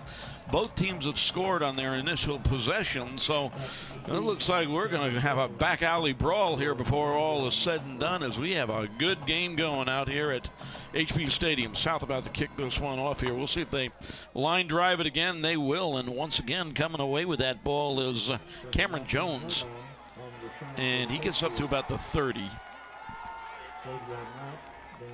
And I'll tell you what, actually, I misidentified. That was Javon Wright who took the ball. But either way, Bobby, not bad field position. They're up to the 30-yard line. Yeah, that little squib kick that they've got going is just setting right where nobody can pick it up. But, boy, when they do pick it up, they are so quick. They get there, and well, you better be ready when they pick up that ball. They've got some speed back there. All right, before it was a Zachariah Dunston show, we'll see if they give it a Dunston anymore, and here he comes. Oh, and they're going to nail him in the backfield. Boy, yeah. Coming up to make Looks a like super Gilmore tackle. comes flying through there. Of course, he got the jet sweep earlier. Now he's playing defense and comes flying up there and takes the legs from Dunston. I'll tell you what, he came up from the cornerback position. Davon Gilmore, who did very well in my economics class today, by the way. And that's a fact. I'm not kidding. He did quite well in economics today. That's great. But anyhow, he's doing well this evening. All right, they're going to hum it downtown. They got a man wide open. That's going to be a touchdown there, as Cameron Jones is going to take it to the house, and this continues to be one scoring fest right here, as that is going to be just about a 75-yard scoring touchdown pass from Michael Hero to his outstanding wide receiver, Cameron Jones. Breakdown and recoverage. 27-19. Yeah, I mean, what they do is they keep setting the run up the whole game. I mean, they haven't really thrown downfield, so now you get all these linebackers and safeties. Everybody's flying up to get the run. You know, you just had a great stop by Gilmore, so everybody wants to get in on that. What do? They just toss it right over your head for a big 75-yard touchdown pass. Okay, Rivera kicks it through. It is 28-19. Tell you what, why don't we take this time out? We're back at you after these messages. Third is right around the corner. Don't forget, our TRE is on the ballot. It's like being on the 10-yard line with less than 2 minutes to play. So be a team player. Never pass up the opportunity to vote. When you vote, it's a home run for our community. We hope to see a spike in voter turnout this year. So get to the polls and vote. It's a great way to serve. Just make sure your voice is heard on Election Day. When it comes to voting, we're all on the same team, the GISD team.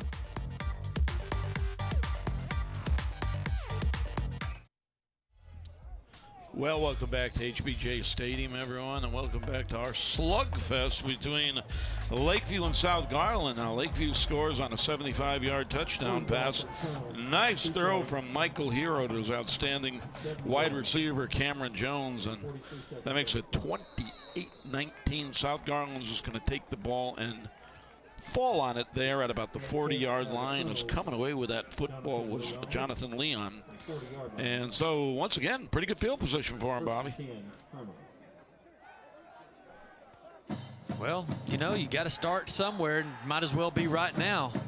It's a hard one to answer to because, you know, you had the momentum. You just scored. You had a great stop on defense, and then, boy, that just takes the air right out of you when they get a big 75-yard pass like that. So let's see if that offense of South Garland can respond here. All right, Brown this time split backs in the backfield. He's going one back at times. And, boy, they got some running room for Chambers, but that gap closes quickly. I'll tell you what, I thought he had some running room, but, boy, they converged pretty good, the folks from Lakeview. So we'll tackle by Isaiah Ellis. Isaiah Ellis comes up and makes a pretty quick stop. I mean, he's so fast, he gets up there quick. Clock rolling with 7:55 remaining in this third period. Of course, we've had 3 scores in the third period, so it's been a pretty lively third period. 28-19 is our score, with the folks from Lakeview leading this one. Once again, split backs in the backfield. And the quarterback is going to keep it himself, and this time Brown is not going to be able to get loose like he did a few more plays ago. He is going to be able to get about 4 yards out of it, though. So they're going to be looking at third down and a pretty manageable 5 yards to go. It looked like he was going to be able to get some yards right there, and then one player comes flying over there, number 15, Joshua Nwuso.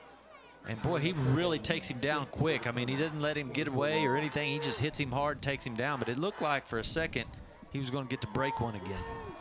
All right, closing in on the 7-minute mark. Looking at third down and about 5 to go for South Garland High School. The Colonels trying to dig in and get another big play right here. All right, they give it to Chambers, and they're all over Chambers. Some neat gang tackling, and it looked like the first guy to get a hat on him was John Brown. And then about 4 of his buddies joined him, and South is going to have to kick it away. Yeah, you'll see it right here. I mean, they just shed tackles really fast. Big number 55 right there, just sees it coming, gets his guy off of him, and makes contact with the carrier. I mean, that's just good job by Nicholas there. All right, South is going to kick it on out of there.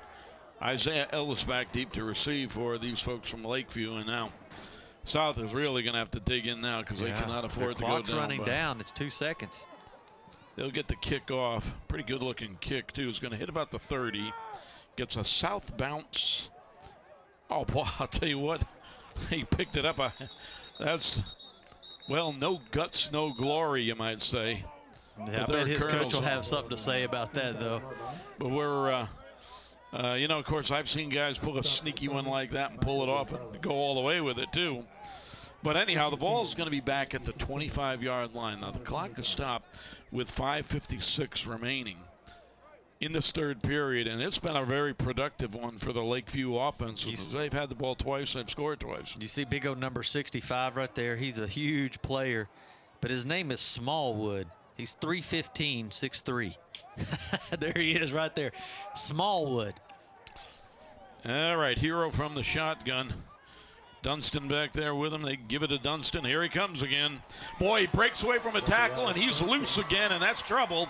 Gets up past the 50-yard line before they're finally 25-yard run for Zachariah Dunston there as he continues to kind of put on a recital out here. He really has played a good game this year. Yeah, you got to keep your head up. Make sure you see what you tackle. And there's Dunston once again, and boy, every time he gets that ball, it looks like he's within, a foot or two from breaking it all the way, as he's kind of got some mercury in his bloodstream. He really has some good quickness. And that's going to get him about 7 yards out of that one. So we're going to be looking at second down. Well, actually, going to get him 6 yards. Second down about 4. 5:14 remains. Yeah, they're finding their bread and butter going left. They got these big tackles like Smallwood, and they're leading left, and that's where they're running right by them like that. And right that time, the quarterback's going to keep it. Hero ain't getting anywhere out of that. He's going to actually lose a yard. So now they're in third and relatively long. Third and about 7 to go. Watch how they pull their tackles and guards. Both of them come flying over there to lead block for them. It looked like the play was supposed to be handed off to the running back to follow them, but it looks like it was a broken play. All right, they got trips to the far side. It's third down about 7. We'll see if they work to that far side. New running back in the game for him right now. That's Jack Dustin. And boy, they throw it to the near side. And I'll tell you what, initially that was short of a first down, but they're going to get it with second effort right there as Terrence Davis is able to take the ball down. And he made a nice catch, and he got some run after the yards.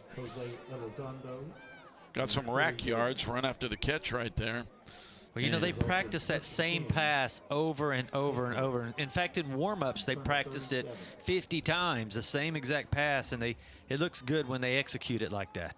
All right, they're going to give it to Jack right there, and Jack is going to get him a little bit of yardage right there as new running back in the game. Jack Dustin is up close to that first down, and got a player down for South, so we might be looking at a little bit of a time, well, I guess you would say delay here.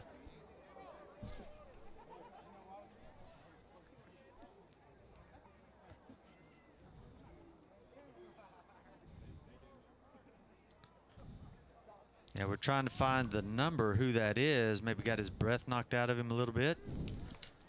Big number 57 coming off the field. Tyler here. Carter, that's another one of my students, economics. Tyler is a great, great young man. And I'll tell you what, he's obviously played pretty well this evening. But he really is an outstanding person. Impeccably polite. Yeah, I bet when he's down on that field, his personality changes. What do you think? He might be a little more aggressive there. Yeah, but I think so. Well, that's good to hear. It's always good to hear when you find character qualities that are very nice in young men. That's him. Okay, Jack's going to take it again. Jack's on the loose here. Jack's to the 15-yard line. They're going to corral him about the 12-yard line, but Jack's going to get just about 15 yards out of that one. Well, he's running the ball pretty good. That's the second run that we've seen where he's just really found the hole and slipped through it like that. He even used the referee right there, the line judge, as a blocker. Finally, South got Kadarius Hart up there to make the tackle. Okay, here comes Jack once again, and they're gonna use Jack as a workhorse here because he gets about 4 or 5 yards out of that one. Again, that's the same play. What they keep doing is they get that big, they get Smallwood and the guard and tackle, and they pull them left. See them all going that direction? Full flow left. Yeah, and then it opens up. Okay, South really going to have to dig in here now. Another injured player down, but 3:16 remains. And I guess South was really, really challenging these folks from Lakeview, but Lakeview's offense is pretty, I guess you would say. Well, they get you, they have a lot of players, and they're really big. And, you know, you can rotate. You don't have to play offense and defense and special teams. And a lot of these guys on North Garland, South Garland, they're having to play both sides of the ball. And you see here, that's Grimm, number 1 right there. He probably gets a stinger because he met him up head to head right there and had his neck kind of bent down when he took that hit. So maybe it's just a stinger. We'll see him back in a minute. All right, we're looking at second down, about 7 to go, and here comes Jack again. They're going to keep working Jack. Boy, look at him go. Well, I'll tell you Fresh what, legs. he just kept those legs moving and moving and moving. And I'll tell you what, he might have earned himself a little bit more respect on the depth chart this evening, because he really has come in and played well. Now, it looked like somebody jumped too quick. I think Jack's a little short of the end zone right there, but it looked like they're going to try to reward him because they know that he's been carrying the ball and playing really hard. Looks like we got another Colonel down. Yeah. I think they're going to try to reward him at this goal line and get him the ball and let him score. Now we have a flag. Let's see what this flag is about. An official timeout. Injured player. South Garland. It's the official timeout.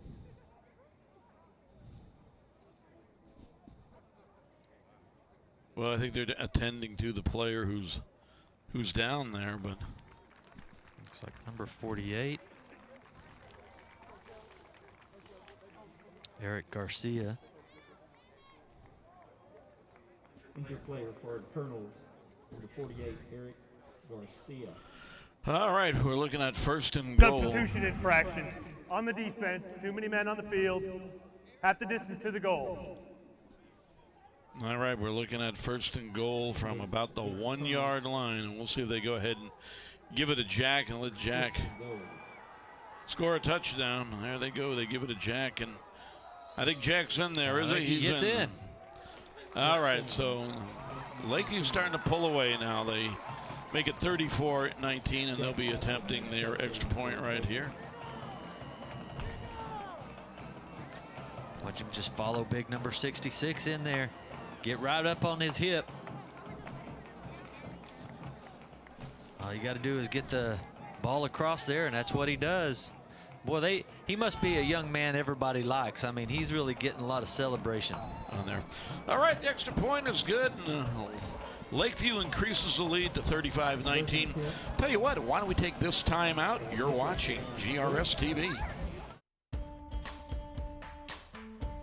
Hey, it's Rick Lopez, your proud superintendent of Garland ISD.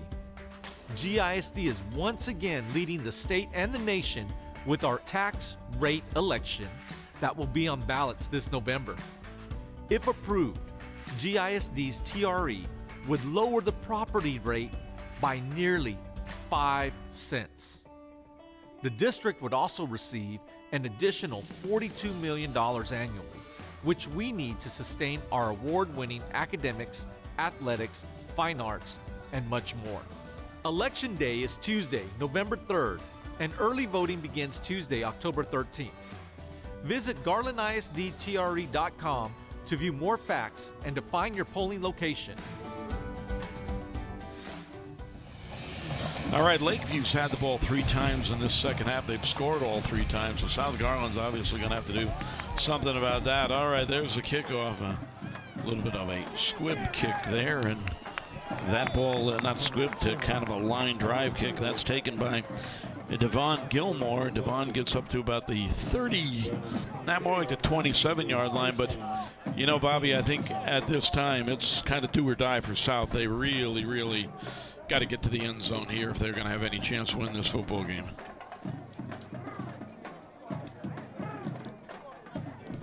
What we can say is both teams have been playing pretty hard. You see the Colonels over there, they just don't have a whole lot of guys. So, you know, a lot of times they can stay with you in the first half, but then you just get beat up and worn down, and you get guys that are injured and they're out. And, particularly that huge offensive line that Lakeview has. All right. Brown's going to have to eat the ball about the 5-yard line, and that is not good news because that throws them for about a 20-yard loss there. They're looking at second down and a Mars Rover trip. Yeah, he sees it, and usually he's out running everybody, but Trey Wilson's so big, he tries to run away from him, and big number 90 on the other side, which is the other defensive end, Uwana, he's able to grab him and pull him down. Those 2 guys on those defensive ends, they're just huge, huge men, and it's hard to get away from them all the time, kind of trying to run from them. But, boy, that was you got to throw that ball away sometimes. All right, they're back close to the shadows of their own goalpost. Brown's going to take it from his own end zone. He's going to tuck it away and go now. He's got a little bit of running room, throws it downfield. Boy, I'll tell you what, a nice completion down there. Is calling it in is Ramon Roush. And that's going to get them back that 22, 23 yards they lost, and then some. So they're looking at third down, about 6 now. Well, he's got a great arm when he's on the run. I mean, that's where he's done his best work. All right, looking at third down and a manageable 6. So, you know, it's not as bad for South as initially it appeared. Clock rolling with closing in on the 1-minute mark of the third period. Brown looking near side, throwing near side. I'll tell you what, just a little bit past the outstretched arms of Davon Gilmore. And that's going to bring up fourth down. So it looks like they're going to have to punt it away again, Bobby. Well, it's fourth quarter. I mean, it's third quarter with a minute left. So, yeah, you have to punt this away because the game is not over. And you're just so far down in your own side of the field. You've got to get the ball out of there. Rely on your defense here. They did pull a fake early on, so we'll see if they can. We'll see if they roll those dice again. But yeah, I think the Patriots are aware of that. They've got a defense that's spread out all over the field. They're not going to let that happen. First timeout of the half. All right, I'll tell you what. They're taking a timeout. Why don't we take a real quick timeout? Back at you after these messages.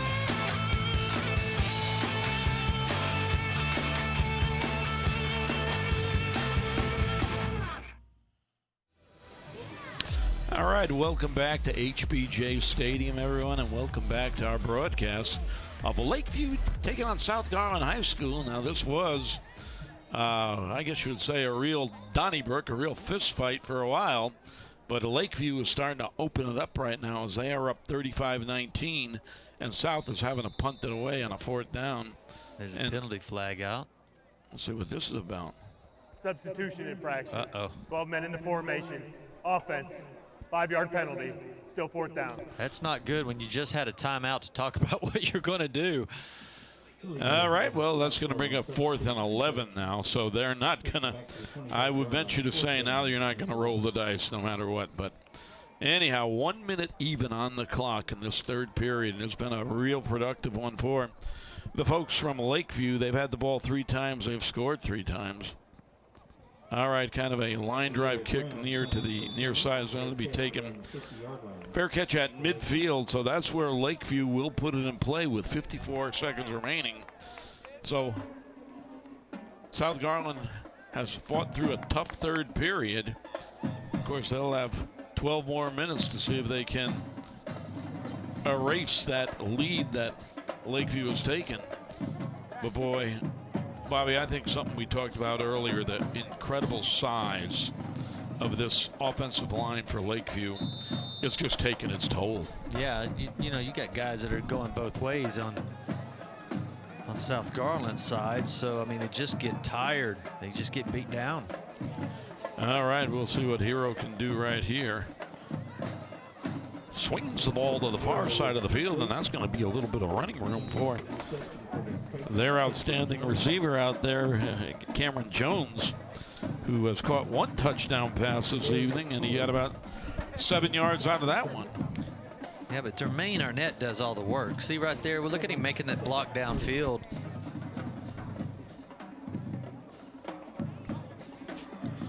All right, we're looking at 2nd down and about 3. Clock rolling with about 20 seconds remaining in the third. Ooh, and we're going to have some movement up front, and that's obviously going to be a penalty on someone. Snap infraction. Number 52, 5-yard penalty. Replay the down. All right, that is going to be against the folks from Lakeview. So we're going to be looking at second down and about 8 right now. Clock rolling with 10 seconds. They may not even get a play off this half. They got a bunch to the near side. They're going to give it to Dunston. Dunston's got running room over there, far side. He's got a crease, and they knock him out of bounds about the 15. But, boy, he did not need an engraved invitation to get through there because, I mean, to tell you, he was gone. All right, we've completed 3 quarters of play. Lakeview leads at 35-19. We're back at you after these messages.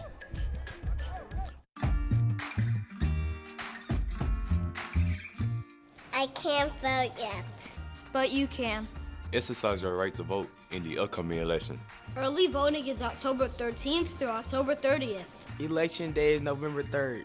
Remember that Garland ISD has a tax rate election on the ballot. It will be the last item. So remember to vote all the way to the end. Visit www.garlandisdtre.com to learn more about our tax rate election.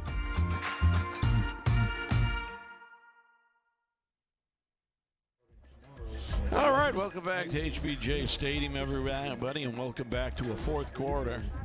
Welcome back to a fourth quarter of football here as Dunston, you see him right there, turns upfield, and boy, like I said, he didn't need an invitation to get to ask you to get to that hole.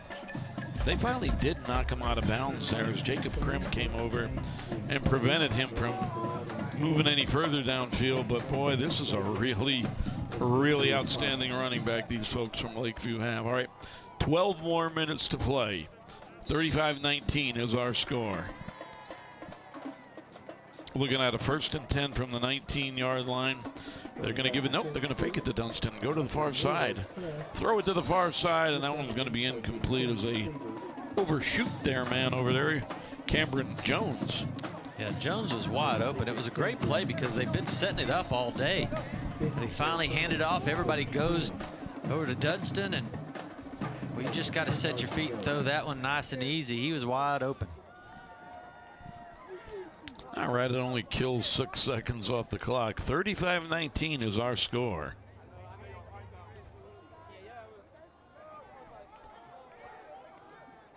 All right, Hero from the shotgun. He's got trips to the far side now. Looking toward the near end zone. Got a man in the end zone, and that's going to be incomplete there. So that's going to bring up 3rd down to about 10. So the route was to run about a 10-yard and then post and then break it back to the corner. But I tell you, where it was open was just staying in the post. There was no safety over there. He had about 10-yard cushion. But the play was to go back corner, and by the time basically the corner had just set back there, stayed by the flag, and he ran right back into him. So, well, they might look at that and say, hey, just run the post pattern. Well, we'll see if they're doing somebody's offside. This is going to be a play on the house, I think. All right, pass in the end zone, and it's incomplete. Well, let's see. It appears they got a penalty down there. Yeah, I believe that was a free play. Well, what they call Offside a free play. On the defense. Okay, it was. 5-yard penalty. Still 3rd down. All right, so they're looking at 3rd and about 5 right now with that penalty right there. Their Hero puts in the end zone. Had 2 men running in the same vicinity there. Of course, South Garland had some folks out there, and boy, what a real nice play by Jacob Krim down there to break up that pass. All right, Hero is going to give it off to Dunston. Dunston's got running room. He's down to about the 5-yard line. That's a 1st down. Another 1st down. Fresh set of downs, Bobby. Yeah, there'll be a fresh set of downs inside the 10-yard line. Big offensive line. Just follow those guys. Big number 66 gets a pancake block right there. All right, here comes Dunston once again, and Dunston's going to walk in the end zone, and that will make it 41-19. Dunston with another touchdown tonight.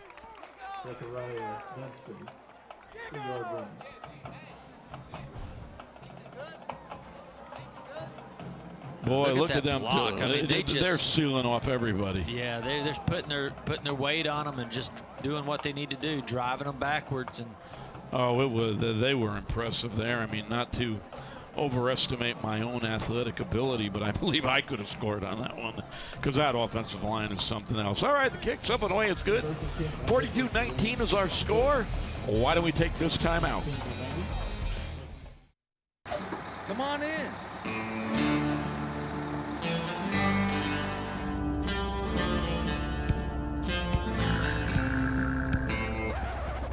Guys, we're all on the same team. Team Garland ISD. Now, are you ready to go vote? There you go. Everyone knows to complete the whole ballot, right? Okay, let's go. Remember, voting is a team effort. Voting. So easy, even a mascot can do it.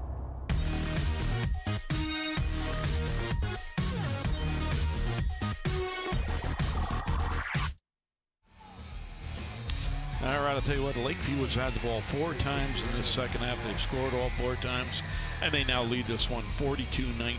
They really opened it up out here at HBJ Stadium. Kind of a squib kick to the near side. That's going to be taken by one of the up men there. That's Jonathan Leon. Jonathan's going to get it back to close to midfield. So, Bobby, they got some good field position. Yeah, sophomore Jonathan Leon. He's out there. Usually they take that and they just down it. But, you know, why not? Take your chance, see what you can get.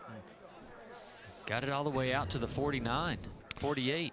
All right, that's what they'll put in play. 1st and 10 from the 48-yard line. 11-13 remains in this football game as Lakeview has taken control, which many suspected they would. And, of course, we did not read off the weights, the heights and weights of those offensive linemen earlier in the show for nothing.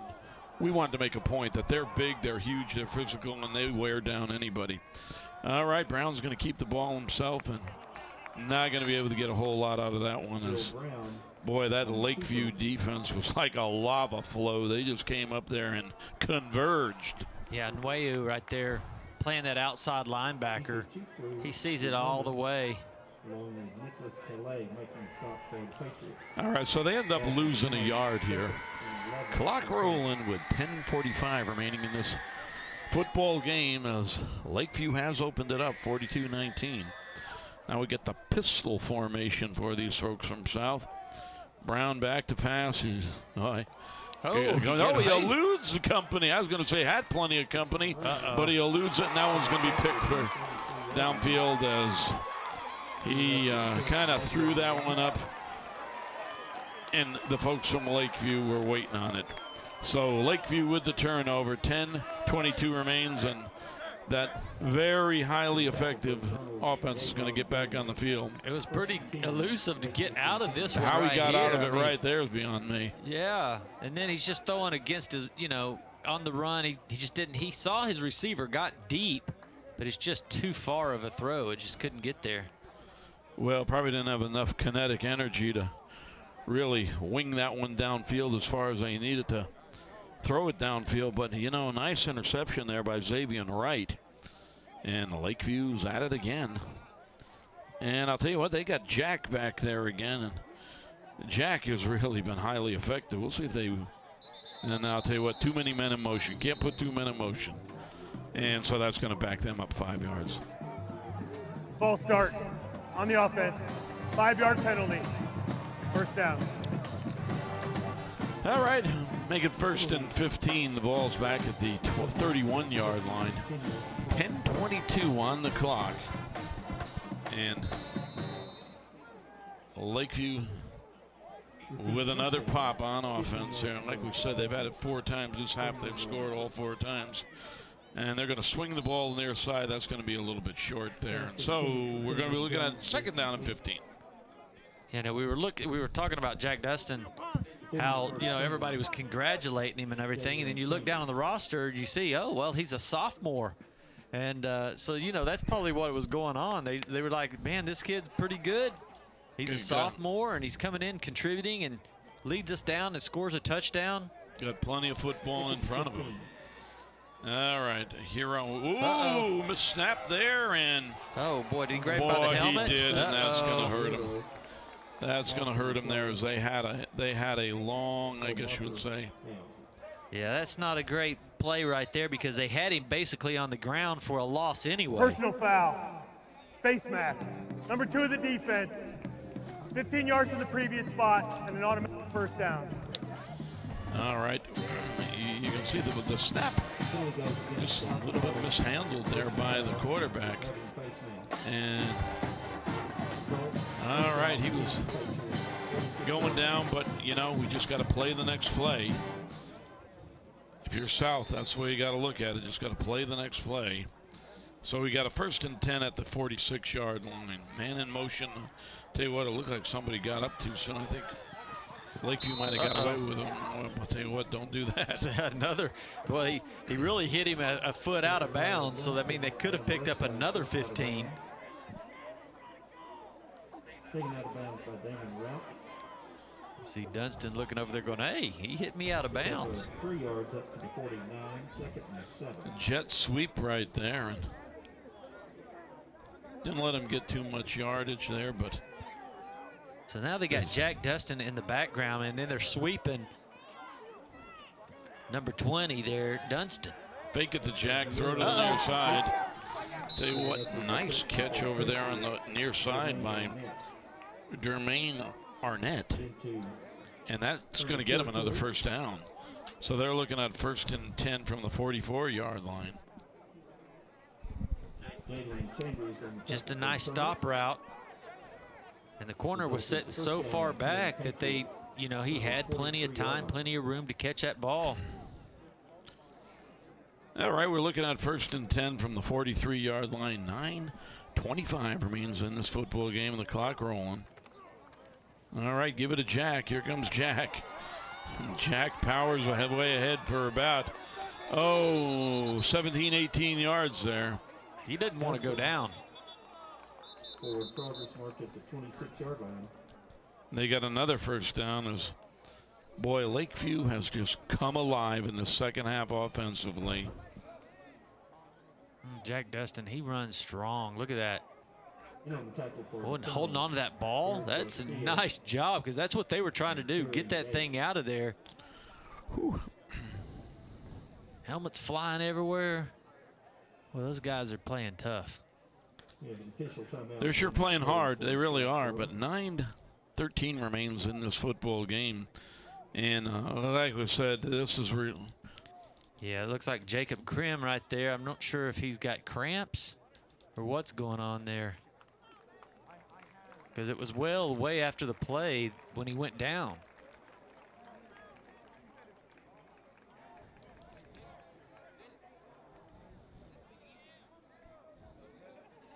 He's able to hop off the field and take off running. You know, he got hurt earlier in the game in that first half, and we were wondering if he was going to be able to come back. Took a pretty good shot out of bounds. And it looked like he twisted his ankle or something like that. And then we see him again. Now he's out. Came back. He's been playing a wonderful game out there, playing that safety spot. All right, Michael Hero in the shotgun, and the South calls a timeout.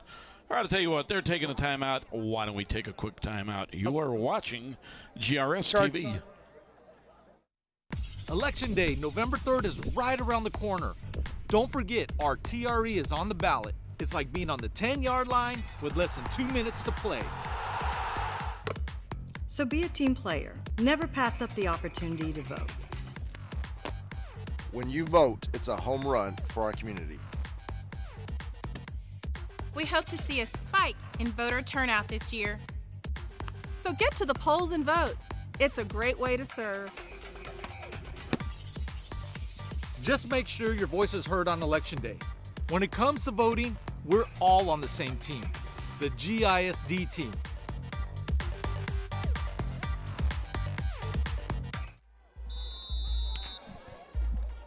.904 remaining out here at HBJ Stadium. Lakeview leads this one 42-19, and Lakeview is, I guess you would say, they're rowing once again. They are moving the football once again. They're down to the 26-yard line of South Garland. And they've got trips to the far side. Jack's in the backfield. They're just going to give it to Jack. And Jack ain't going too far this time. Is coming up to corral him, you might say, Keyshawn Abraham. And so he doesn't get much out of that, and that's going to bring 2nd down and 9. Actually, you know, if we see the replay here, he really does make a great move. I mean, right when he gets the ball, it looks like he's fixing to get hit immediately. And he takes a little sidestep and is able to maneuver through to get back to the line of scrimmage. I'm pretty impressed with him as a runner. Okay, closing in on the 8:20 mark here of the 4th period. Hero, a little slip screen to the far side. They were juggling it. That's Dunston. I don't know what they're doing lining him up, but clearly they know what they're doing because he made the nice catch. Well, that's his natural position over there. They've put him back in his natural spot, and then they have Jack in the backfield. So they've kind of let Jack take over the running spot and let him be the little slot receiver, the quick guy. Well, I'll tell you what, he can handle it too, because those are some pretty good hands there. All right, they got him a 1st down. Give it to Jack once again. Jack's going to get up to about the 8-yard line, so Jack's going to get about 5 yards out of that one. Well, he's a strong little runner. Now, he ran through that tackle. There was somebody grabbed his jersey, was holding on to him, and he just wouldn't stop. See it right here. Watch him. They grab him. He does a little hop step, gets away from the first tackler, and he just doesn't want to go down. All right, 2nd down and about 5. The ball spot at the 10-yard line. Man in motion. The jet sweep. Here it comes. Guess who's got the ball, too? Almost in the end zone, too. Well, Dunston came along, and I'll tell you what. We got a penalty down there? Or is that a touchdown? Yeah, you know, I missed the whole thing. That's a touchdown. He's in the end zone. I thought they had him stopped about the 1 or 2 yard line. I did too. I've never seen a call from the referees yet, and they're all saying it's on the 1 yard line. Well, so they're going to converse now, so I think they stopped him around the 1. I thought he was down about the 1. Maybe if we get a replay, we'll see exactly where he was down. But all right, we got one. Here we go. A little sweep. Jack lead blocking. There's the tackle. If he hits the ground right there, his elbow's down. That's a 1 yard line. Yeah, he's from the 1. He was definitely down. It looks about the yard. I think they gave him a generous spot there too, because it looked like he was down about the 1.5 yard line. But anyhow, they'll take those 6 points off the board. 7-17 remains. But you know, regardless, in or out, this has really been some incredible performance by the Lakeview offense in the second half, and they've just been highly efficient. Yeah, I've liked the way they've used the running backs. They've also like keeping everybody handing that ball off, and then they was able to use the throw downfield. They've really used all sections of the field, all 4 sections. All right, they give it to Jack. Jack's in there for the touchdown. Get Jack another touchdown. Why don't you? All right, 48-19 was our score. And at one time, this was a 21-19 game. Yeah, that offensive line makes all the running backs for Lakeview look good. I'm telling you right now. Well, they sure are opening up some space, are they not? All right, 48-19 was our score. And as we said, great night for this sophomore. All right, the kick is up and away. That is good. That's going to make it 49-19. Tell you what, why don't we take this time out? We're back at you right after these messages.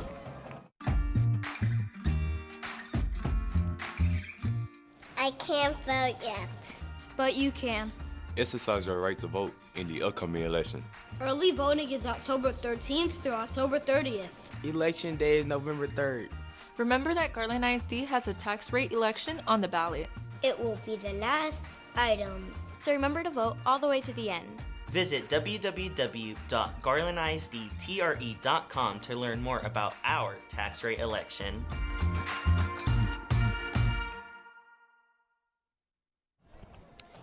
All right, Lakeview in complete control now. They've widened the lead to 49-19 in this first half. At one time, the score was 21-19.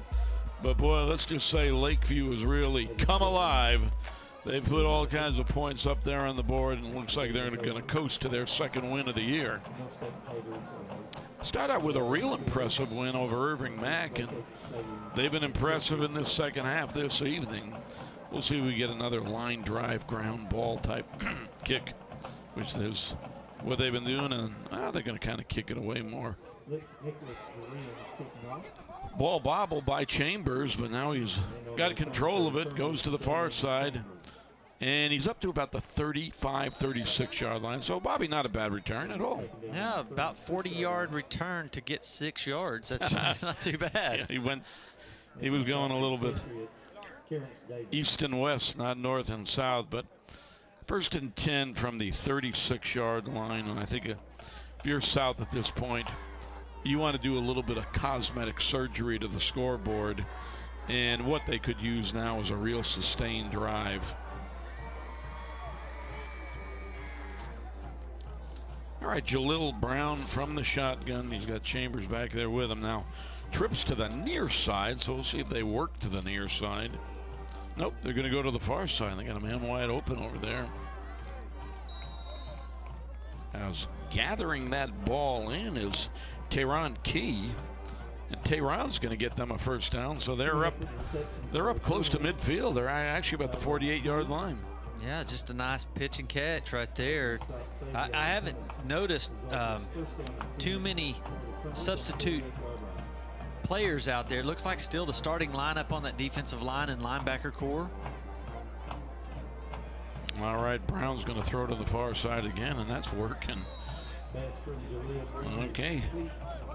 Tehran Key with another catch over there, and he's up close to the first down. That gets him 8 yards out of that.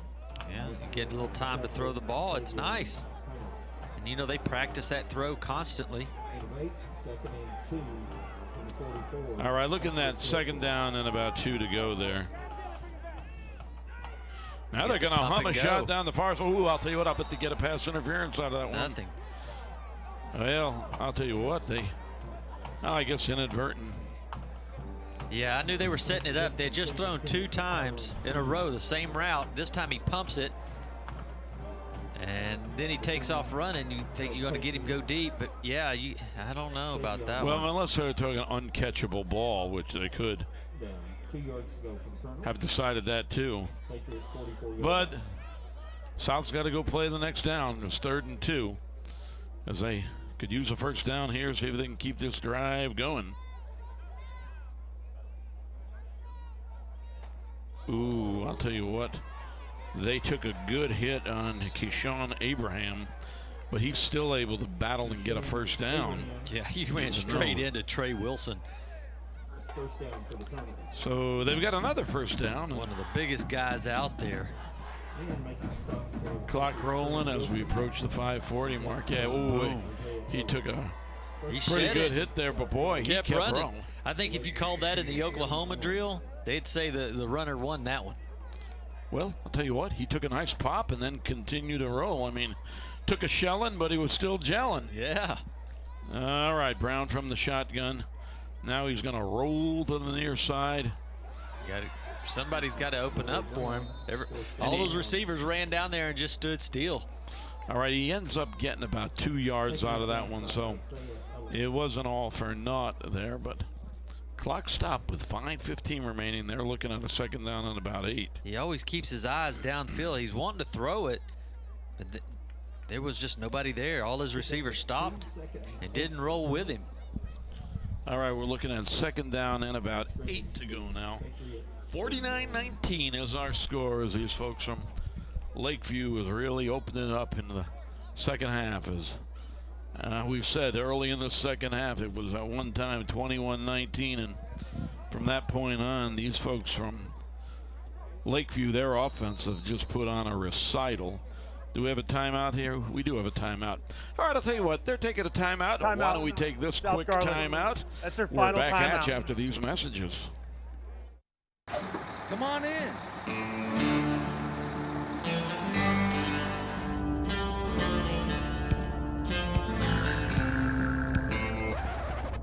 Guys, we're all on the same team. Team Garland ISD.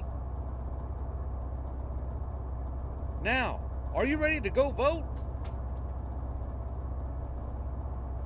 There you go. Everyone knows to complete the whole ballot, right? Okay, let's go. Remember, voting is a team effort. Voting, so easy, even a mascot can do it.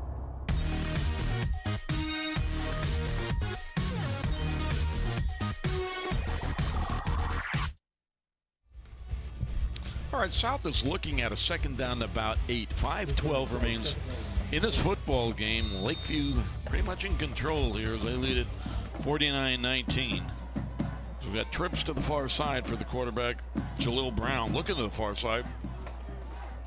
Now he's kind of running for his life, puts it up, got a man open down there, and I'll tell you what, a pretty wicked hit down there is going to separate that man from the football. As coming up there and really laying the lumber is Savon Hunter.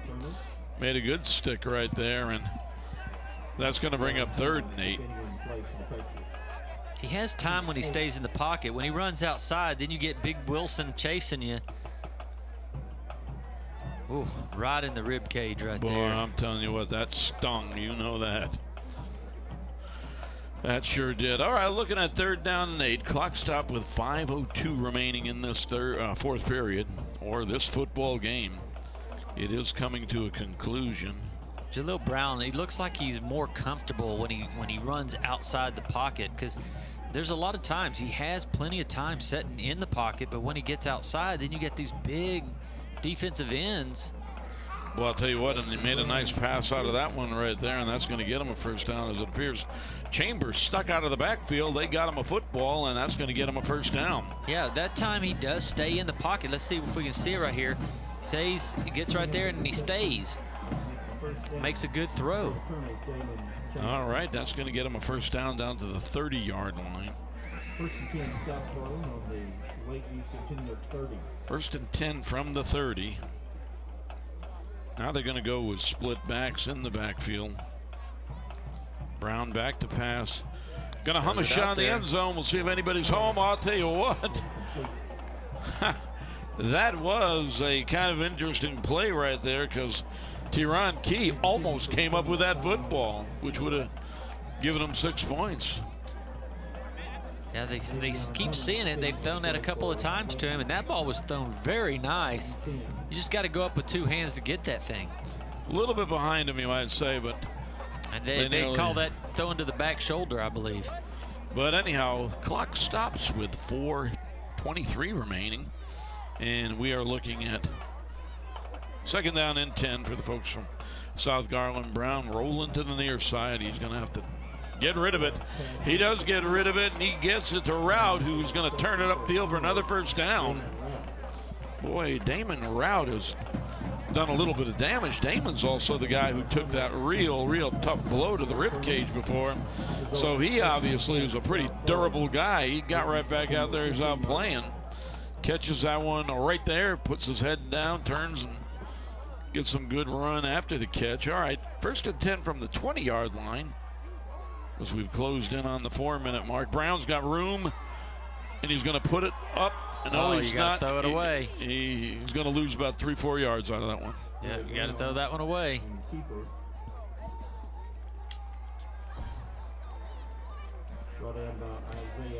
Well, Isaiah Ellis has been all over the field tonight. Bueno, I don't understand why this clock is stopped here, but it is with 3:50 remaining. But if he got taken down and did not throw the football, but no matter, we're looking at second and about 14. The Patriots showed blitz there, but now they get back in there. Oh, they look like they're coming again. They swing it out of the backfield. They got a little bit of room here. Oh. Tell you what, they upend Keyshawn Abraham, but I think Keyshawn got a few yards out of that one before they did upend him. Boy, just a smart play again. They know they're blitzing, so let's just try to toss it over to everybody's head. All right, he got the yardage back, so they're looking at 3rd and 10. Ball at the 15-yard line of South Garland trying to close this one out. 3:19 remains in this football game. Split backs in the backfield, showing blitz. Here they come. And he's going to evade the blitz. He should have somebody open. Late hit on the quarterback. It should be. We'll see. Didn't see a flag. See a flag, but he completely threw that ball, and he still took one to the ribs. All right, that's going to bring up 4th down and 10 to go. Ball at the 15. South obviously going to see if they can go for it right here. All right, let's see if they. Takes another step into him and then drives him in. So.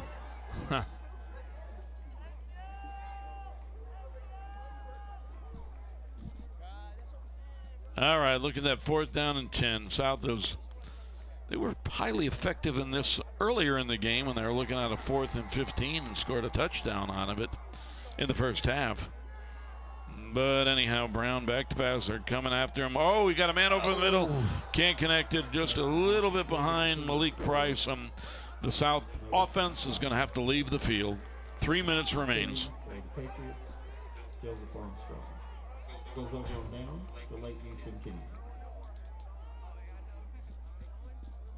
Yeah, it was just a little bit behind him, and he had some room to catch that. Probably would have gotten the first down, maybe more. All right, 3 minutes remains in this football game. It appears Lakeview pretty much has it locked up as they lead this one, 49-19. So unless there's a natural disaster or a nuclear attack, Lakeview is going to move to 2-0 on the season. I believe we got a new quarterback in the game. Let me see if I can identify him.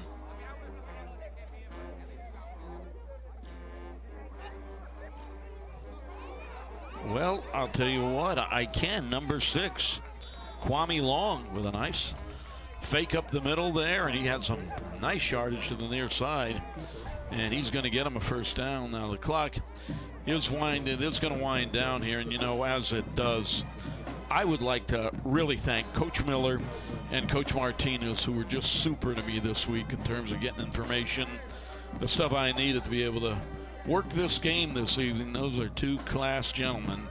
Of course, got a few of those folks in the Garland Independent School District, but they really were just super to me, and they're going to jump off sides there. 2:51 remains. Offense, 5-yard penalty, first down.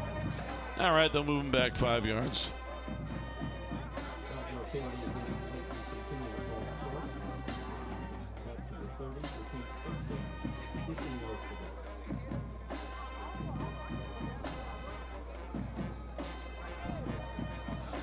All right, 2:51 remains.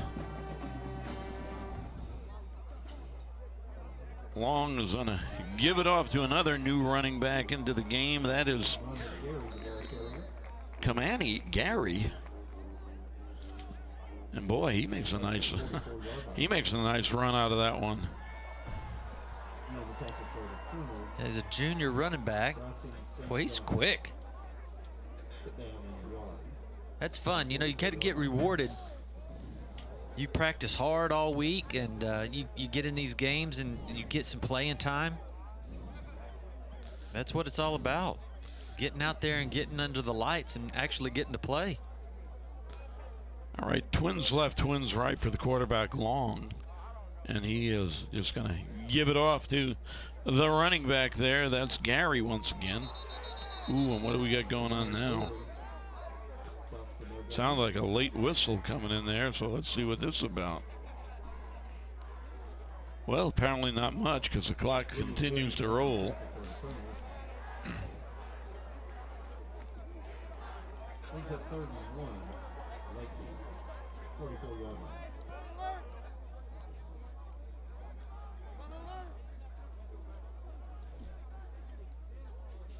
All right, 1:30 remains in the game, and these folks from Lakeview can pretty much get in the victory formation if they want now.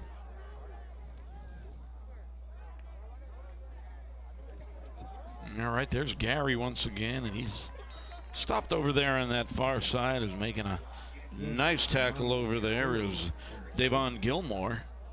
And that brings up 4th down, so Gilmore's played a great game. He's played offense. He's been on the special teams, playing defense. I mean, the guy has laid it out all night long. There's going to be some sore guys out there. They're going to feel like they've been hit by a truck tomorrow.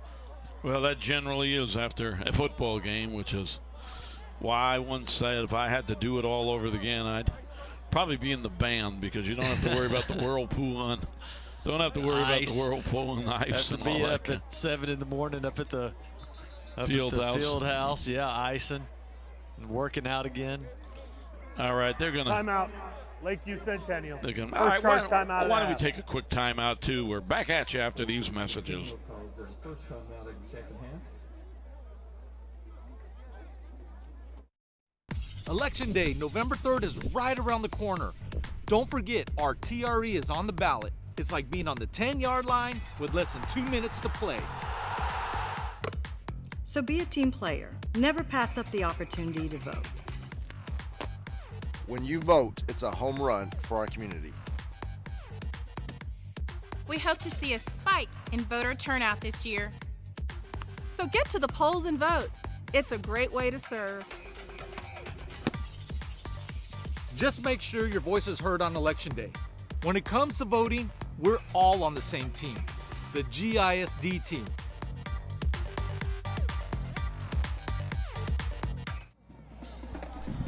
All right, 33 seconds remain in the evening for both these teams, and Lakeview is going to move to 2-0 on the year. The punt will hit about the 15, well, about the 25, roll down to about the 10. So a good roll, and it's going to get 11 seconds off the clock. 22 seconds remains in this football game, so South Garland will take the field on offense one last time this evening. 49-19 is our score.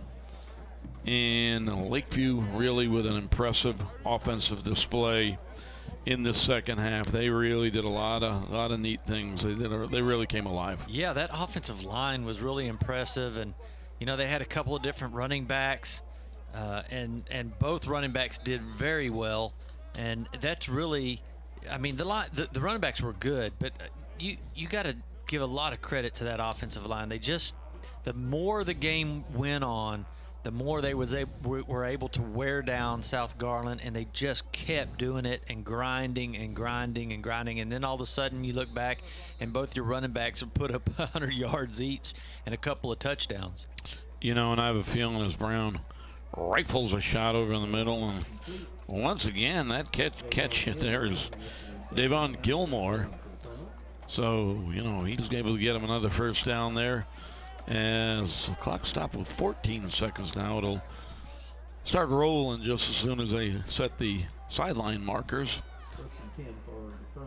Brown looking far side, throwing far side, got a man open over there, and very quickly getting out of bounds is Damon Rout. That's a smart move. So they got 4 seconds remaining. Maybe South can try a Hail Mary here, see if they can get one more touchdown up there. Got a lot of fresh legs in there right now for the Patriots. And the Patriots are going to move to 2-0 on the year.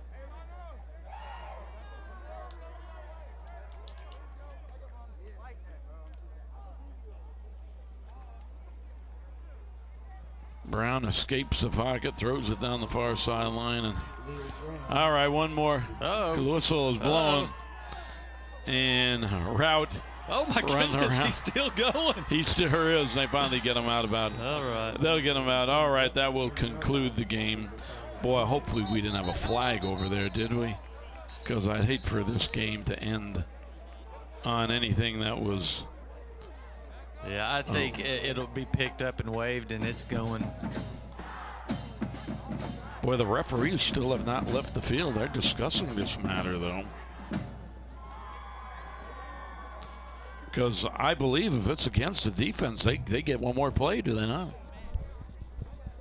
Yeah, but I believe that was downfield blocking. There was some sort of in the back blocking there towards the end. It's a dead ball foul. Game's over. Okay, Roger, over, out. Game, set, match. All right, I'll tell you what. Bobby, 49-19 is our score. I guess we could say a tale of two halves, as South Garland really played them tough the first half. They're only down 14-12. Second half, they come out. At one point, it was 21-19, but at that point, these folks from Lakeview just detonated. Yeah, they did. They just wore them out and just started scoring touchdowns every drive. They just never stopped. So, great game. And we will see you guys next week. Well, I'll tell you what, Bobby, I got to say that it really, once again, enjoyable working with you, as it is every time we do this. But once again, on behalf of Bobby George, I'm Kevin Long, and we're going to say so long from HBJ Stadium. Once again, our final score, Lakeview 49, South Garland 19.